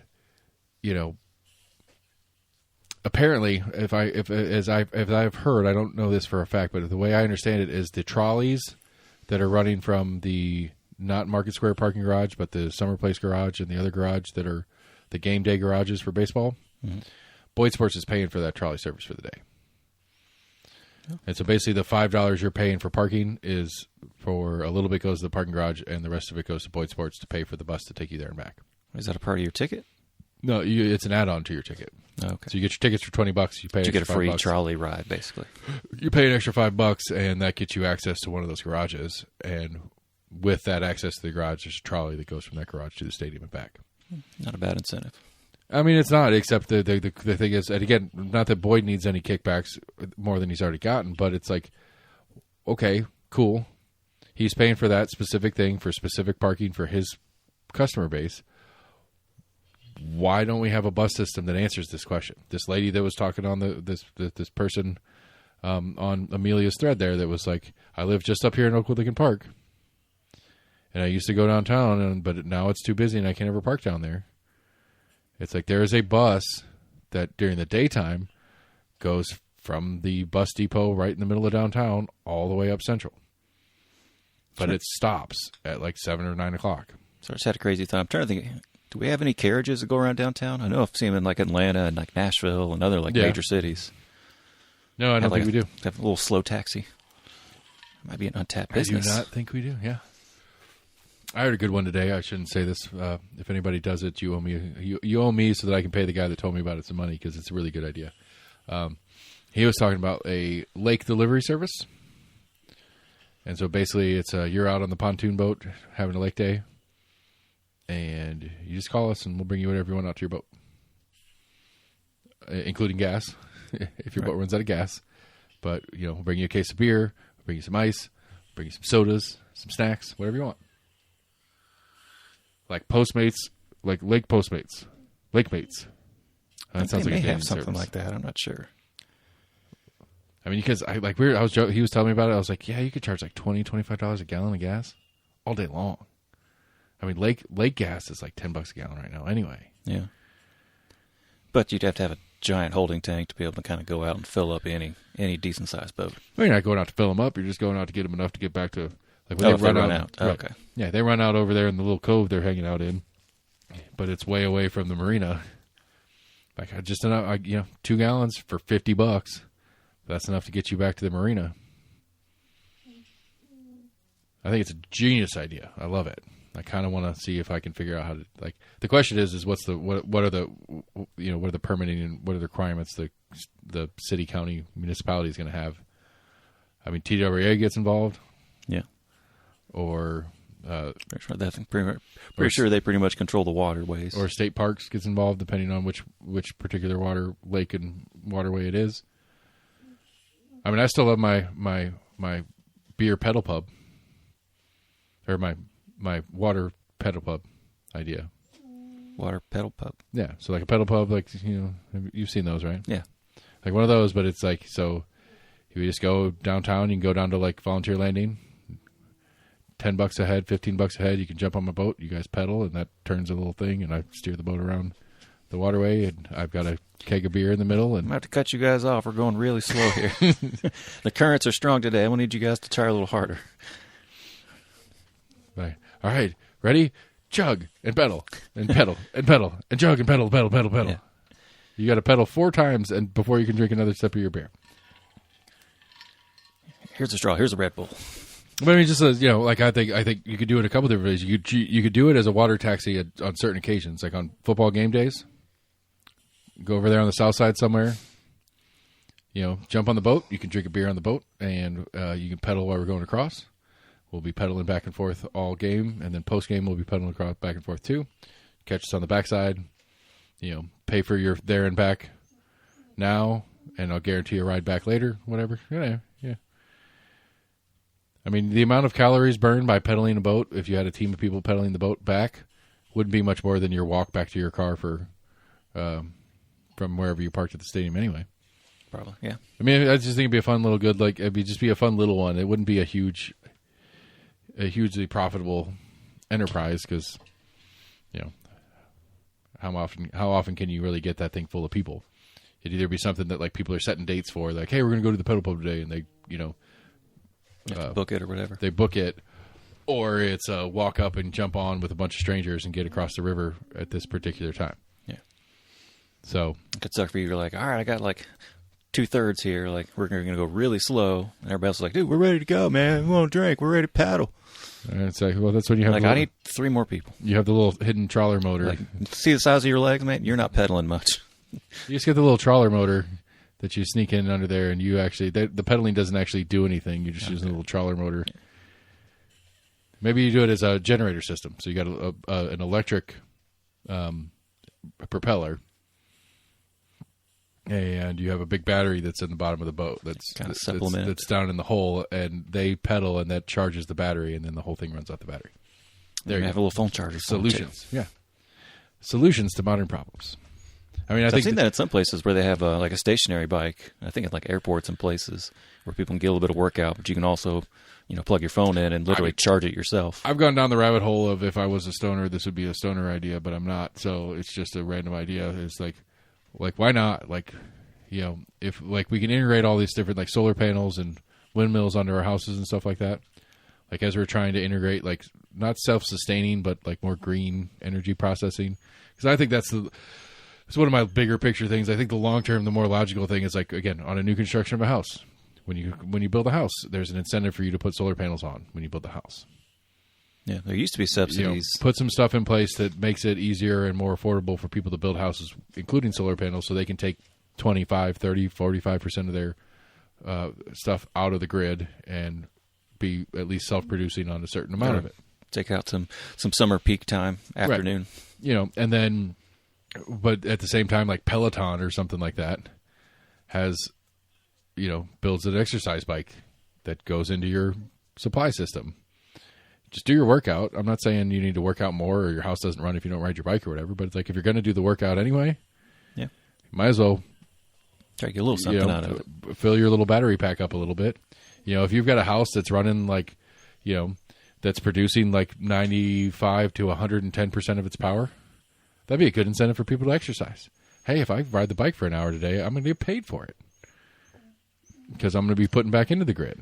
I don't think you could generate that much to really offset, but it would definitely. Well, I'm just saying if your house on its own was a net zero, super efficient, yeah, right? Your house on its own was a net zero, and anytime you got on the bike, it was putting you over the line so that you're actually pumping into the system instead of taking out of it, and you got a couple bucks a month. You're like, you work out more. The more I work out, the more I get paid. It might be a nominal amount, but you still just a little something. So I think it was in some kind of like European like subway system, but they had like these almost like vending machines that had cameras on them, to where if you did like 10 squats, it gave you like a half price like train ticket or whatever. It saved you like $5-10 on the train ticket. There's a company there. I don't know where the company is, but there's a pilot thing going on. It's in Japan, where they replaced this like stretch of sidewalk that is very active. Like the Japanese people in Tokyo like walk a ton anyway. Right. It's a big city. You could do something like this in New York too, where it's like this. There's these like floating tiles, and when you step on the tile, it moves like a quarter of an inch. But that moving of the quarter of an inch pushes a little peg that moves a little turbine. And it's just like tiny little turns. It does it like each individual step is nothing, but you have thousands of people walking across it all day. Yeah. And it generates a decent amount of power. It's like that's, So one in the Middle East that was, I guess, on like a major roadway that a lot of buses go down, and it was a whole bunch of like small like wind turbines that would basically when take the bus comes by. Yeah. Right. Yeah. I mean, anything. Yeah. I mean, like that's the kind of stuff that makes sense to me in the long-term solution of it. Like these big like wind farms and these big solar farms, like just seems dumb. They're good for what you're trying to use it for. It's all dependent. The one they put in by the new health department building, I like that one. It's like a weird spot of land. It's in that stretch between where 640, like it's between downtown proper and the 640 west side. So if you're going, it's a wind turbine. No, it's a solar farm. Oh, okay. So if you're going westbound out of downtown, when you go over Western, is it Western Middlebrook? Middlebrook. You go over Middlebrook. It's after the Alcoa Highway exit, right? Not sure if I've seen it, but so if you're coming out of downtown proper, yeah, you pass the Alcoa Highway exit, and so the next exit is 640. And so that in that stretch between there, on the right side, on the north side there, it's not huge. I'd say it's probably like 50, 80 panels, something like that. Is that where like that Ramen Haas kind of industrial park is? Yeah, pretty close to that. Not Ramen Haas, it's a Schaffner. Anyway, but yeah, it's in that little stretch right there, and it's like just a weird spot of land anyway. Like what could you could put a random little industrial building in there or something like that, but the city owns it because it's part of the City of Knoxville Health Department complex. There's also a gas station for city vehicles right there too. But it's just this little, it's this little plot of land that has really little value because it's in a weird spot, and they filled it up. I like that. I think that's great. KUB filled that up, goes into it. I'm sure the city of Knoxville gets a discount on their total KUB bill because they're pumping back in a little bit from that thing. Yeah. And I think that's appropriate. I think that's the way to do it. Like little, small, here, there, wherever you can fit it kind of stuff. I think that's the future of like power generation. I think they would really, we're able to get a little bit, even just, small level, residential, like a small little wind turbine, because they're getting more and more efficient every damn day. Yeah. Same with solar panels. They're getting more expensive now because it's still expensive to build. Right. And we haven't it's really, also a 150% tariff now because all of them remain in China. We also haven't really incentivized it as much, so we haven't seen the growth of it that then, comes with lowered cost as time goes on. And I think sadly this gets back to a political issue. That's part of the problem with it. We still have the main issue of storage. We still haven't come up with but I think we have so many. I think we as people have gotten so used to batteries that yes, a big freaking battery pack in your garage is weird, but I don't think it's that it's not cheap to put a giant a giant battery somewhere. Like it's not a cheap thing to install, but I mean it's like how many batteries do you have on you right now? Right. That are rechargeable lithium ion and or like lipo pack batteries that they could do the job. I don't think the battery. I don't think the access to batteries. They're still expensive. I'm not saying that's not part of it, but I think there's. Sorry, go ahead. I think the utility companies have a little bit of a dilemma on their hands, and for their own preservation, they have a little bit of a bad incentive. It's not their fault. KUB does not want you to put solar panels on your house. Full stop.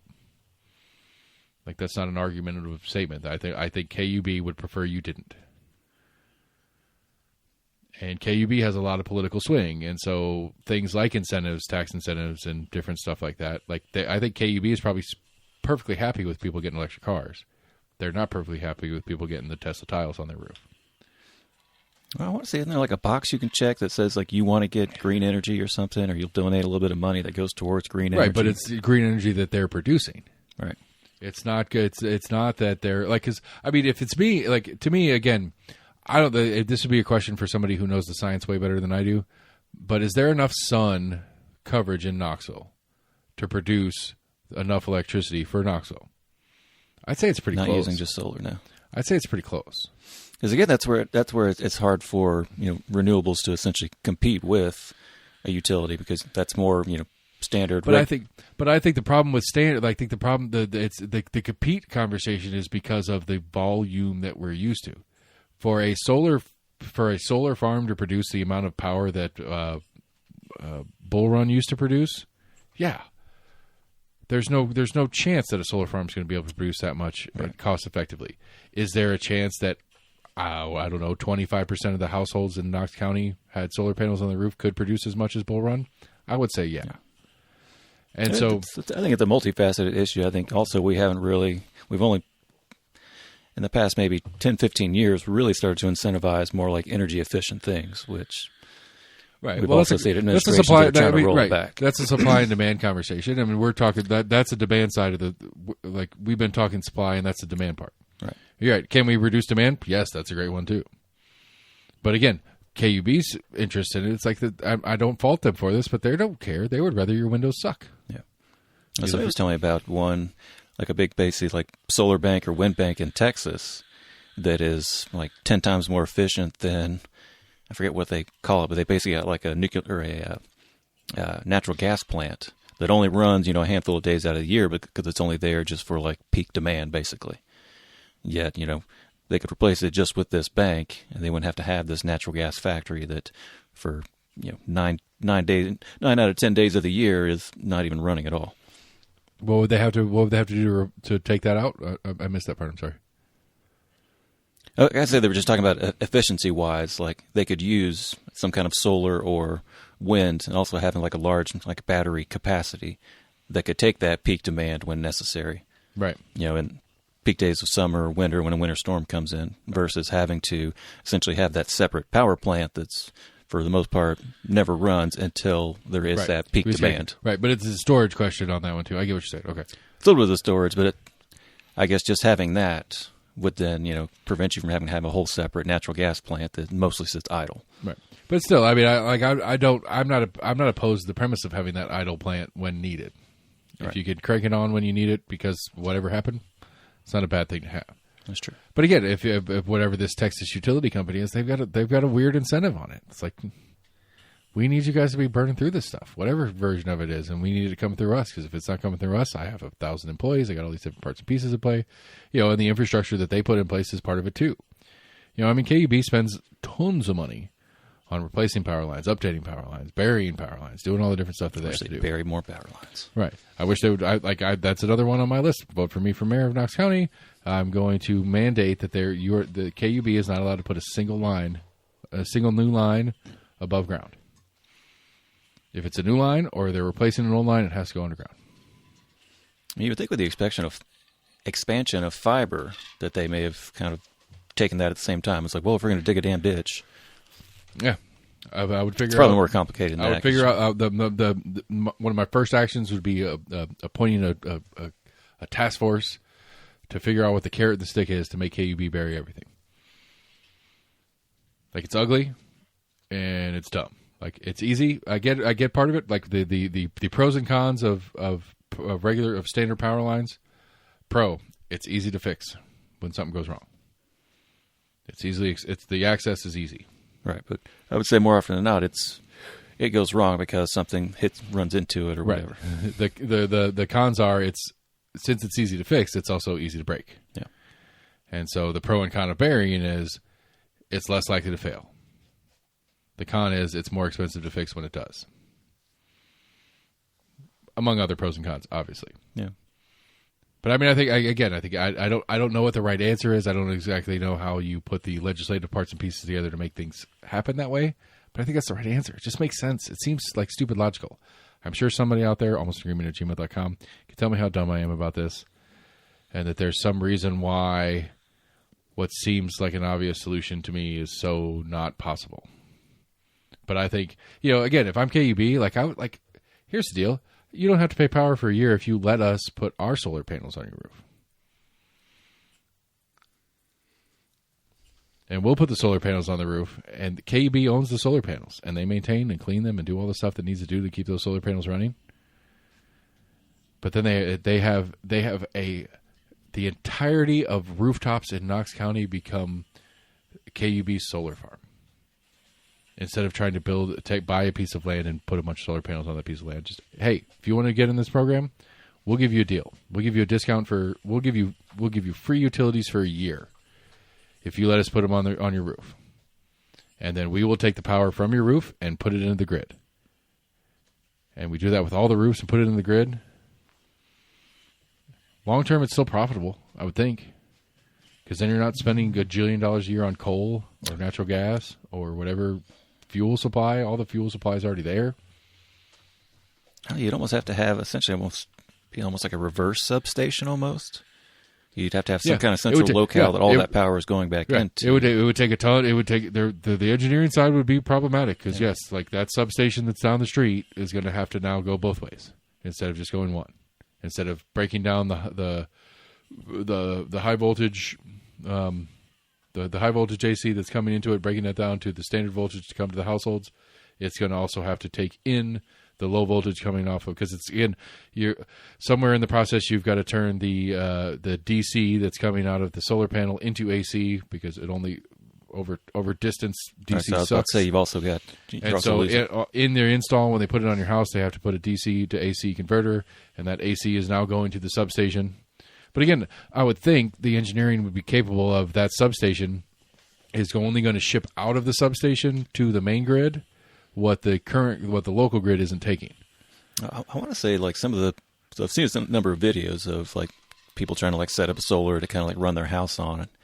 I want to say it's a decent sized setup to run like a single house. Though I'm sure they talk about it. It's going to differentiate from house to house as far as their demand. Well, I think one of the things too, and I think this is I don't know exactly like. Nothing runs on AC. Very few things run on AC. Everything runs on DC.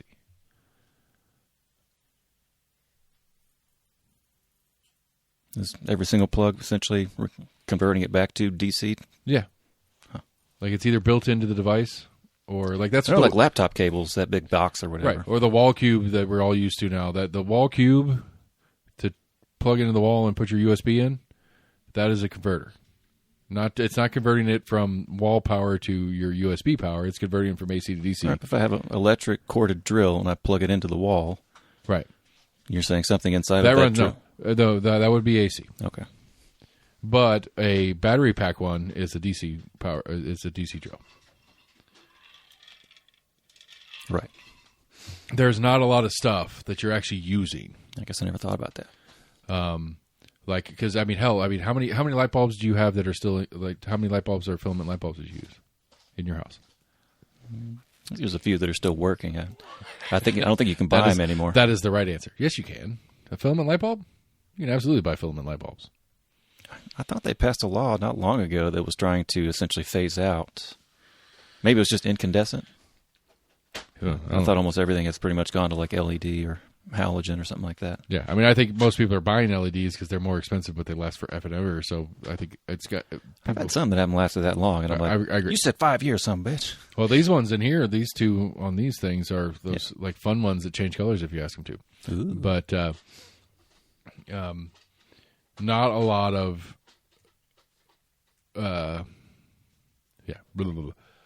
Most people when they're buying light bulbs aren't buying filament incandescent bulbs anymore. Yeah.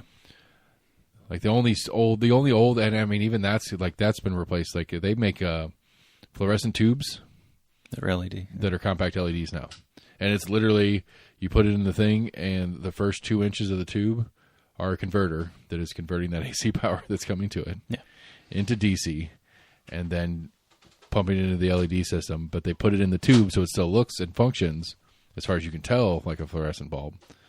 But it's just a strip of LED lights inside a tube. I've seen them in the warehouse I was working at. They replaced all of them to those.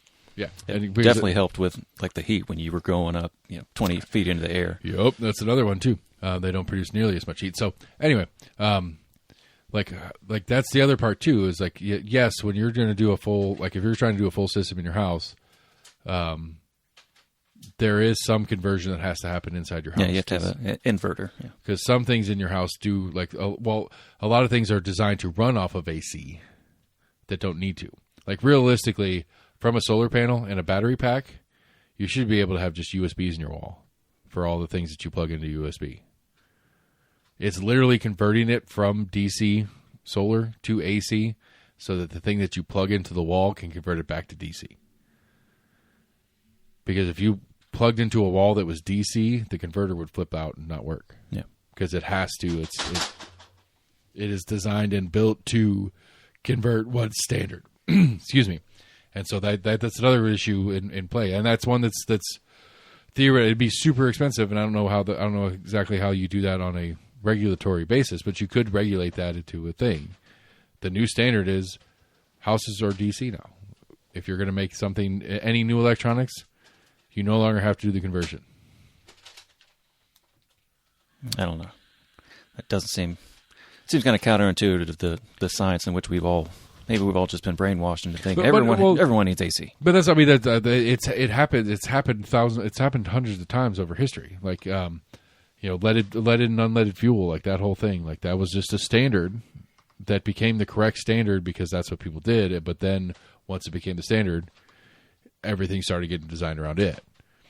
I mean, that's the argument. Like that's the thing that like everywhere else in the world, except for America, Apple phones have a USB-C charger now. Right. Because in Europe, they're like, no, this whole charger thing's getting out of control. Yeah. We're going to pick one. I think it's the same thing with the electric car industry. The United States needs to pick one. It's not, I think we talked about this. Don't pick one, create a new one. But just make this is the standard setup for an electric car charger. This is how you have to do it. Because once one is established, then everybody can design around that. Plus, it fixes that. It takes that engineering out for those individual firms. I think most are uniform. I think Tesla had their own, but I think everybody has now converters. Standardized. Everybody has converters to make them. None of them are. There is no universal. We already have. I know, I think Nissan Leaf that's been out 10, 15 years. I think it's an all-electric. Yeah. I've had a handful of all-electric cars. Right, but for as far as I understand it, and I don't know 100% on this, but as far as I understand it, every electric car, it's like you buy the European plug kit. Okay. Like, you know how, like, if you're going to Europe or whatever, you buy the little converters so you can change your charger. Your plug, yeah. Your plug, whatever you're trying to plug in for their wall units. Every car has their converter set. And so there are standard chargers that are out there, and there's a converter set to that style charger. That's also interesting that, different countries of Europe, that they have, they don't have, 120 going through all the volts. Like, some of theirs are 240 or, 110 or even less. Yeah. Where you can see different voltage levels, which can mess up a lot of people's electronics if they go to a certain country. And yeah, I mean, you get to, there's I found it on Music Gear. It's not as common anymore, but it used to be on Music Gear. You'd have there's a switch on the back of the device, and I guess it was I guess that my assumption always was that it was designed for touring bands, so you could have a huge band like Muse or Radiohead or Smashing Pumpkins that are doing a world tour, and when you leave the States and go to Europe, some poor sound tech guy has to go through and flip all the switches on every single thing. Yeah. To change from 120 to 230. And but it's on there. It's just a little switch, but it's like one of those switches. It's not an easy switch. It's one of those switches you got to have a screwdriver to pop you don't want to be accidentally doing that. Yeah. But I mean, again, it's one of those, if you go back in the history of cars, there are, I didn't know this until recently, that the reverse camera is not an option anymore. It was an option when it first came out. Yeah, it's got mandated in 2016, maybe. Right. Every new car that hit the market after 2016 had to have that system in place. Yeah, and now the new one, it might be 2026 or 2027, is the rear occupancy sensor is now mandated. Is so dumb, but okay. That's how dumb we are as people. I mean, if it doesn't, it's obviously going to increase some cost of the cars. Sensors like that shouldn't be too bad. I mean, hopefully it saves lives. Every car's front seat already has them, because the airbag sensors in the front seat already has them. So it's not like it's not a brand new sensor that needs to get developed. Right. It may need the sensitivity of said sensor might have to change because a small person in the back seat versus a large person in the front seat. But I mean, the problem I have with that one, it's I put crap in the back seat sometimes. I don't know, when I was taking my drum set around. It's it's not going to let you turn your car off. It's just going to give you probably some kind of audible chime, or right. But it's just your AI is going to come on and be like, "Hey, have you turned around to see if your kids are alive in the car?" But so I have a duffel bag that has all my hardware for my drum set in it. It's like an 80-pound bag when I fill it with all my cymbal stands and stuff. And I saw working in the service department with women that had heavier purses and would put it in the passenger seat. Yeah, and it would kind of throw things off. Rowdy got fat enough that if he's riding shotgun with me, it'll beep at me. Yeah. It's put your seatbelt on. It's my dog. Yeah, that's my dog. That's what I'm saying though. If I go to the grocery store and put a bunch of grocery bags in the back seat, is it going to start beeping at me because I don't have seatbelts on?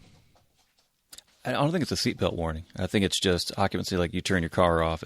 I think it's just supposed to be a reminder to, hey, don't leave your kids in the car. Right. Again, which that's the saddest part of the thing that I want to do. Yeah. This is maybe those kids need to die. I'm just saying. I don't want any kids to die, but at the same time, it's evolution. We're that's the one thing about the human species that sucks is we've somehow figured out how to turn off evolution. Yeah, the only thing I can really rationalize to kind of empathize, or as I empathize with parents if that ever happens to them, I do have some kind of thought of well, how observant were you being? But I could see a new parent that has a 6-month-old. Baby brain's a thing, no doubt. Exactly. You haven't slept in a fucking year at this point. Right, you're running on autopilot for half the day. Everything's whatever. But I mean, hell, at that point, things beeping at you, noise is just kind of a noise. It all you figure out how to turn the human body is in that stage of life is a dangerous machine at that point. All of it, just everything everything blurs out. It's I don't know. It's like a blind person without their glasses. It's just I see shapes and colors, but I really don't know what they are. And, when you're at that phase of, like, you haven't slept that long, it's just another sound that you don't know what it is. I was like, that's the only kind of thing I can rationalize that I can have at least a bit more empathy for. Right. Okay. It's not the end of the world, but it's like, at the same time, it's like, we need cheap cars in this country, for fuck's sake. Like, it's good. Right. Like, this is ridiculous. Like, Jackass is turning 15 tomorrow. Well, not tomorrow, day after, 2 days from now, whatever, a couple days. I got a 15-year-old. I got to figure out how to get I got to figure out how to teach him how to drive and then trust him to drive. And then at some point it's going to be like, I need a car, Dad. I want to drive. I need to drive. I need to be able to drive, Dad. And I would like to be able to try to provide that, but for fuck's sake. I mean, what's a decent used sedan go for these days? I hadn't looked in a while. It's definitely not cheap.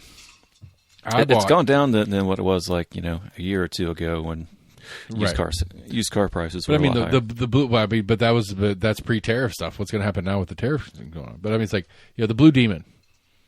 I believe my dad bought that car, brand ass new, 1993, Nissan Sentra, beautiful dark blue, manual transmission, manual everything, cheapest car. Probably literally one of the cheapest cars available at the time. There was nothing on that car. It had a tape deck. Didn't it have like the little automatic seatbelt thing? It did have the automatic seatbelt thing.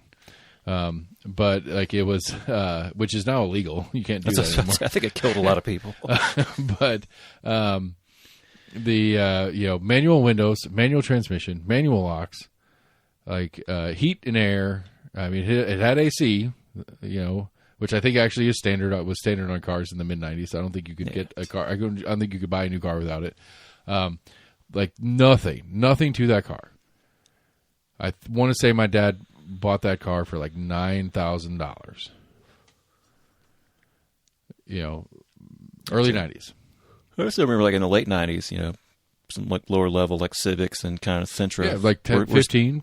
We're still 12, between 15, that, yeah. like that. But I mean, you're looking at like $30,000 now. I've seen a number of things that a lot of car manufacturers are basically even producing less of those kind of base models. Yeah, because their profit margin's higher on the other models, and if people need a car, they're like, all right, if that's what you got, then I guess I'll have to take the damn near fully loaded one. I mean, I only got leather because that's all they had on the lot. Yeah, but yeah, I don't know. I mean, I don't know. But I can't imagine there's not value in that. I don't know. It seems crazy. I mean, just passenger cars kind of went to the wayside in the 90s and aughts. Like the SUVs were much more popular.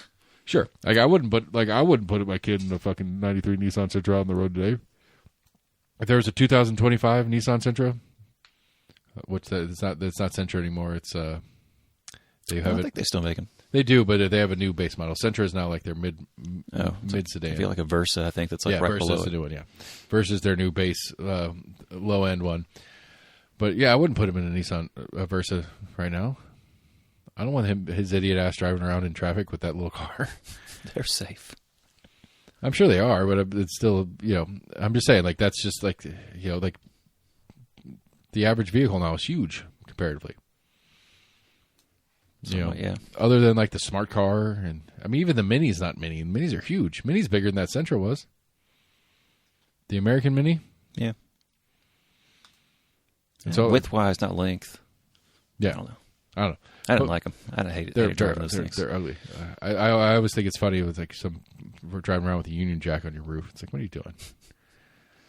You're driving a left side drive, so the steering wheel's on the left side with a Union Jack on your roof.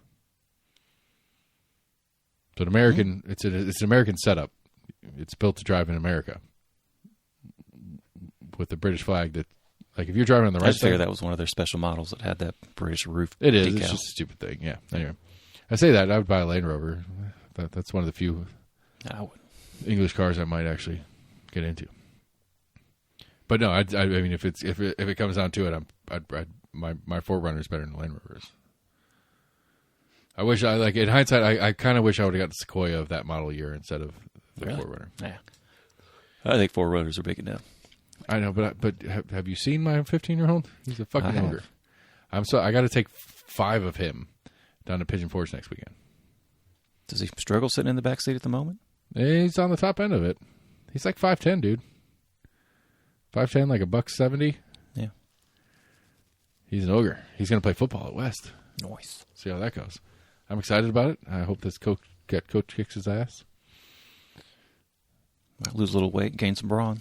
He's pretty stout as it sounds. But he get.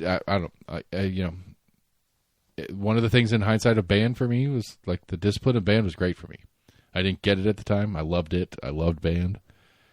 But like in hindsight, the discipline of what band is and how to work and how to function and how to do and project and big picture, little picture, all the different stuff that band did for me. I can see the football doing that for him. And he's not in the band. Okay. He got in trouble. He got in big trouble. So they have a solo project in band.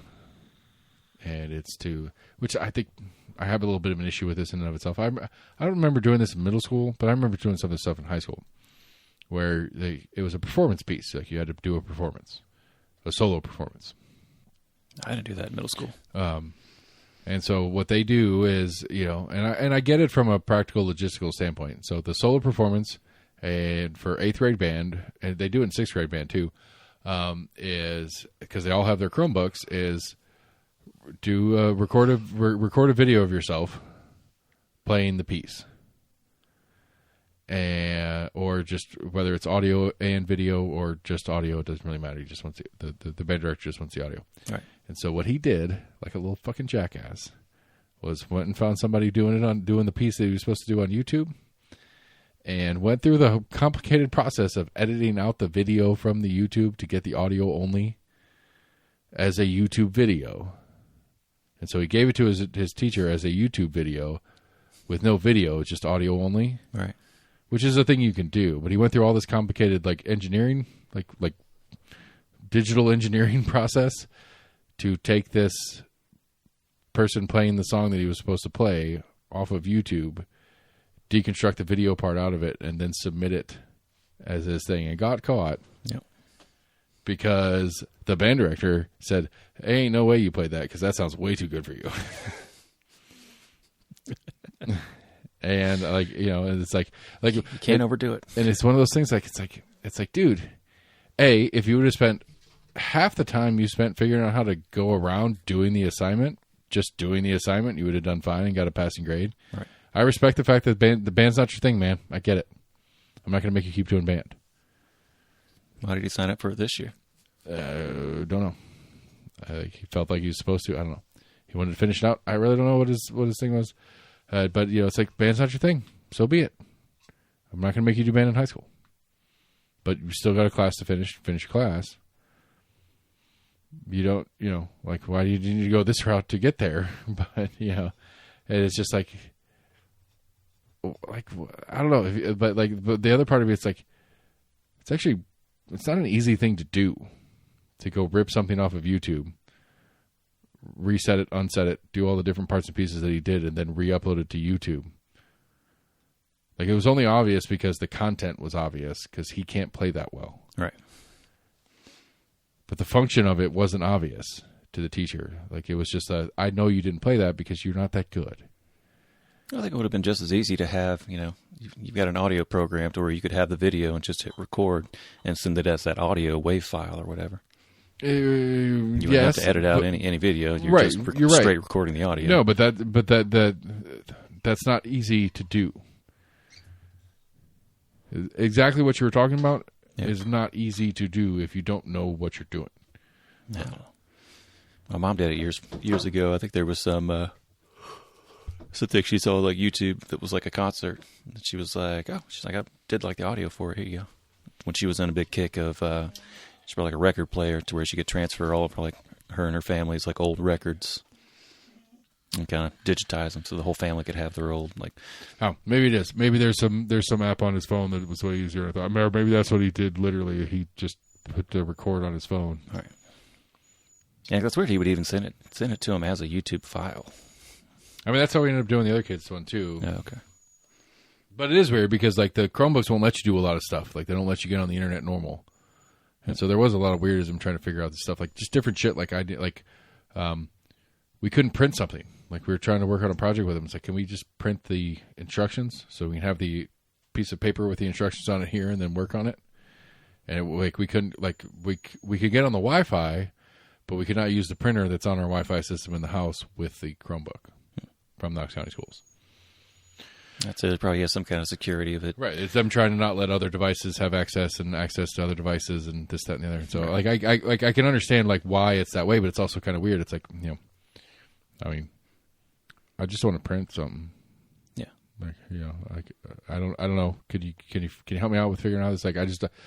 I am old and I'm going full boomer on this shit. I need the hard copy piece of paper to look at and scribble some notes on, but also it's a 14-inch monitor, and you're asking me in my old man eyes to split that screen up with instructions over here and the document I'm supposed to be filling out over here. I have this 21-inch monitor right here, which I'm already trying to figure out how to get a second monitor onto my setup because I can't split this screen and comfortably see both things. Yeah. I'm literally thinking about getting the projector from outside. I've been talking about remodeling this room.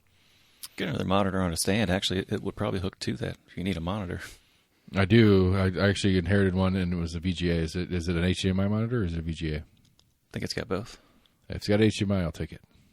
I'll double check. Okay.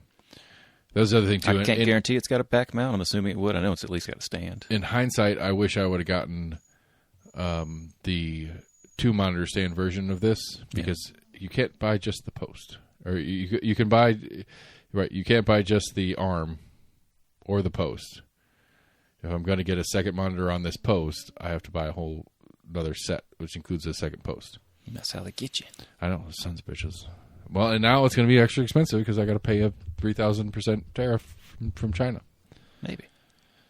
Yeah, it's probably there might have been some front loading, or there might be somebody in America that makes it. Look, or it'll get trans-shipping where it goes to another country. If you want to play some tariff games for a little bit, I do want to, so it is on my list of stuff to do. We do have some guests coming up, hopefully. Yeah. We do have a guest next week, which I'm excited about, and I'll be sober for because I'm going to... No, I won't. I'm getting drunk on that one. The week after that, I got to stay sober. No, I got to stay semi-sober next week, too, because I got to get up and take those fucking kids to Pigeon Forge. Anyway, we do have a guest coming next week and maybe the week after that, but one of the ones I'm working on is Axle Logistics. Big logistics firm, spends a ton of money. My other friend said he would like to come next week or the following week. Okay. At some point, I'm trying to get the operations manager for Axle Logistics to sit down and have a conversation with if they're seeing anything yet in their in their processes about what's going on. Yeah. Because like the guy that you had that I was listening to you, like the Axle's a stateside one, but they're the same animal. All that shit that's not coming across the Pacific right now, they're not getting contracts to pick up at L.A.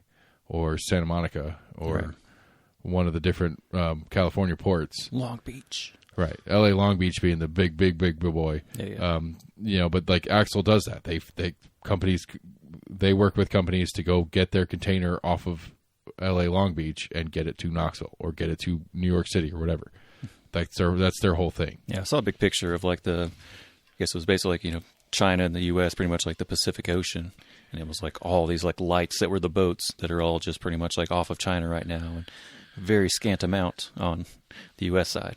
They said normally, in normal times, it's just almost equal. They're fucking everywhere.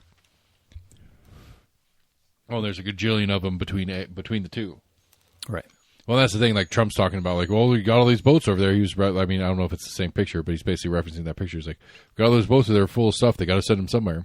Yeah, and they're doing everything they can to not send them here. You fucking dick. All right, get weird, man.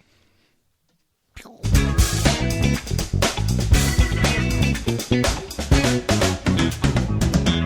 up a second. Should have already had it pulled up. I know. It was a sneak attack. I did it. How's your investment portfolio doing, speaking of tariffs? Non-existent. It's non-existent now, or it never was? Never was. Well, see, I think I've got a tiny 401k from one of my previous employers, but I think I still get a letter from them, but I'm not sure because it's one of those weird generic letters where it's just like this crazy grid of, I guess, where it tells you about how much it has. It's never what you actually have in it. It's always just like this kind of crazy form letter that just kind of shows you crazy percentages. Yeah, I've got the same thing. I've got a couple of those floating around. I need to take the time and effort to get them all to get them all just kind of figured and figure out. And literally just, I don't want to sell them all because I don't want to pay capital gains, even though there's I think the big one I have is like $1,000. But I just need to get them all like reallocated to where I want them. And I heard you can like consolidate them into one if you have separate ones. Yeah, I got a couple floating around I got to do too. Yeah. Let's see here, we got how the democracy sausage, a polling day snack, became Australia's election symbol. I'm sorry, did you say democracy sausage? That's what it says. That sounds dumb. Yeah. Many Australians arriving at polling places on Saturday followed their civic duty by eating what's becoming known as a democracy sausage, a cultural tradition as Aussie as koalas and Vegemite, and for some just as important as casting their vote. If you're Australian, are you offended by this little article? I feel like this is like diminishing to the Australian people. Yeah, eat your sausage, you Vegemite-eating, wallaby-loving losers. I feel like it's a little bit, diminishing, simplifying. I mean, it sounds like it's something that's become a semi-norm, maybe. Let's see, the grilled sausage wrapped in a slice of white bread and often topped with onions and ketchup is a regular fixture of Antipodean public life. Never seen that word before.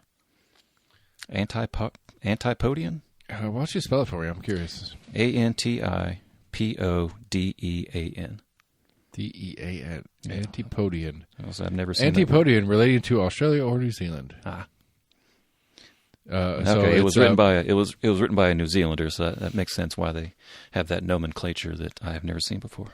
It's used by the inhabitants of the northern hemisphere.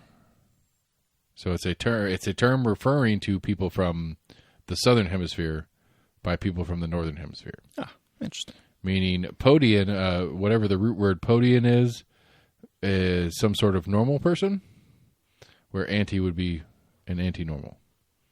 That would be my take. Interesting. So the humble treat is elevated to a democracy sausage, a national, if light-heated, symbol for electoral participation.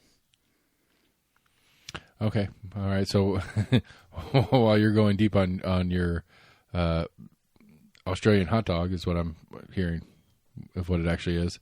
The word, which originated in Greek, combines anti, meaning opposite, with the root word pod, meaning foot. So anti-foot. It's no longer used in English as a designation for people, but the notion of the other side of the globe lives on its current geographical sense. Excuse me. So, people on the wrong foot of the globe is what antipodian means. So it seems again okay. So I feel like I'm right that it's a diminishing. That it's a very diminishing way to look at the. Aussies and the Kiwis. Aussie. Oi, oi, oi. Let's see here. We're talking about the... One more. You're going to do one more. I'm going to do one more. Oh. That was a good sneeze. Let's see here. We were talking about the playoffs earlier. NHL players are all about pregame routine, whether it's naps, walking the dog, or eating same meal. Yeah, before games, Dallas forward Matt Duchene, who used to play for the Preds, relies on the same tried-and-true routine. He blocks out a 2-hour window for a nap, eats an identical meal, pasta and salmon, and spends time reviewing notes he's made in his journal. Ooh, journal. What else we got? Got Patrick Watt taking his goalpost, or Brendan Shanahan listening to Madonna. Wow was a son of a bitch. He's coaching now. Is he? Yeah. Good for him. He's coaching the... I'm not sure. I think he's had a couple stints where he tried to come back as a coach, didn't really do well, which you see happen with a lot of teams. It's like, oh, you got 2 or 3 years to try to do something, and you're gone. Yep. You got to do or get out. Yeah. Oh. Shit or get off the pot, as they say. One more, or be good? I'll do one more. This was a weird one I saw before. Got bloody fingers are just part of the game in this traditional German sport. Tell me about this traditional German men in sport. short leather pants and embroidered suspenders risked dislocating digits as they vied for the top prize at Germany's championship in the sport of fingerhacking? Whatever. Or finger wrestling. Around 180 competitors took part. Is this thumb wrestling like me and you did when we were kids? No, like the picture of it almost made it sound like, I guess you would almost like interlock like your pointer finger maybe. Let's see if it talks about it here. 180 participants. Oh yeah, it looks like they've got a rope. Each one of the guys is using their middle finger, but there's maybe just like a 3-inch kind of almost like a hair tie or whatever that I guess that they pull from. So they're holding hands and they're pulling index fingers. No, they're basically have like it's tug of war with fingers. Yeah, kind of, but it's like it's a round thing. It's not or a round piece of cloth or rope that they're using. Right, but they're my middle finger and your middle finger's on it, and we're pulling against each other. But we got to pull with our fingers, not with our arms and our backs and our. I guess you can use either one. That's why people dislocate their arms. I mean, yeah, I will rip your finger off for playing this game. Yeah, I'll show you some pictures of it. Yeah, check out these pictures, everybody. I said I'll show you some pictures of it, jackass. I would say, it sounds like if the game was, can I pull your finger off your body? Okay. Yeah. I can play that game. A couple of them looks like the guys are kind of like far away from each other, like almost kind of pulling away with all they got. Jeez. Yeah. Oh, the Germans. The Germans. The Germans, people. Yeah, so look forward to some guests. We're gonna line up some guests the next couple of weeks. It's gonna be fun. We're gonna talk to some people about some things. I'm really excited to talk to the one and only Ryan Dillingham and his sexy picture that came up in circulation back in September or whatever. I actually saw him on Morel just the other day, with those sexy glasses, looking like a man. I love that man. Anyway, almost agreement at gmail.com, Facebook, Twitter, YouTube, the website, almostagreement.com. Check out what we got going on. Hollywood's upon us. We were 2 weeks out, people. So go ahead and mark off your calendar. There's nothing else important that day. UT graduation, nobody cares. Your kid's going to graduate again from some other, he's going to get a master's or something. Go to that graduation. Put this one off. Come down to Hollyroo. Have a good time with us. We got a great headliner at the Weeks. If you're familiar with the Weeks, they're going to be here playing. I don't know if I mentioned this part in every other pitch of Hollyroo. It's free. You just walk your happy ass in there, find a place to park, which is also free, and walk your happy ass into Happy Holler and have a good happy ass time. So anyway, almost agreement, gmail.com, Facebook, Twitter, YouTube, go to the website, check all the stuff going on there. Favorite podcast providers, like, friend, share, follow, text it to somebody. That's the easiest way to get people really into it. Anyway, bye everybody.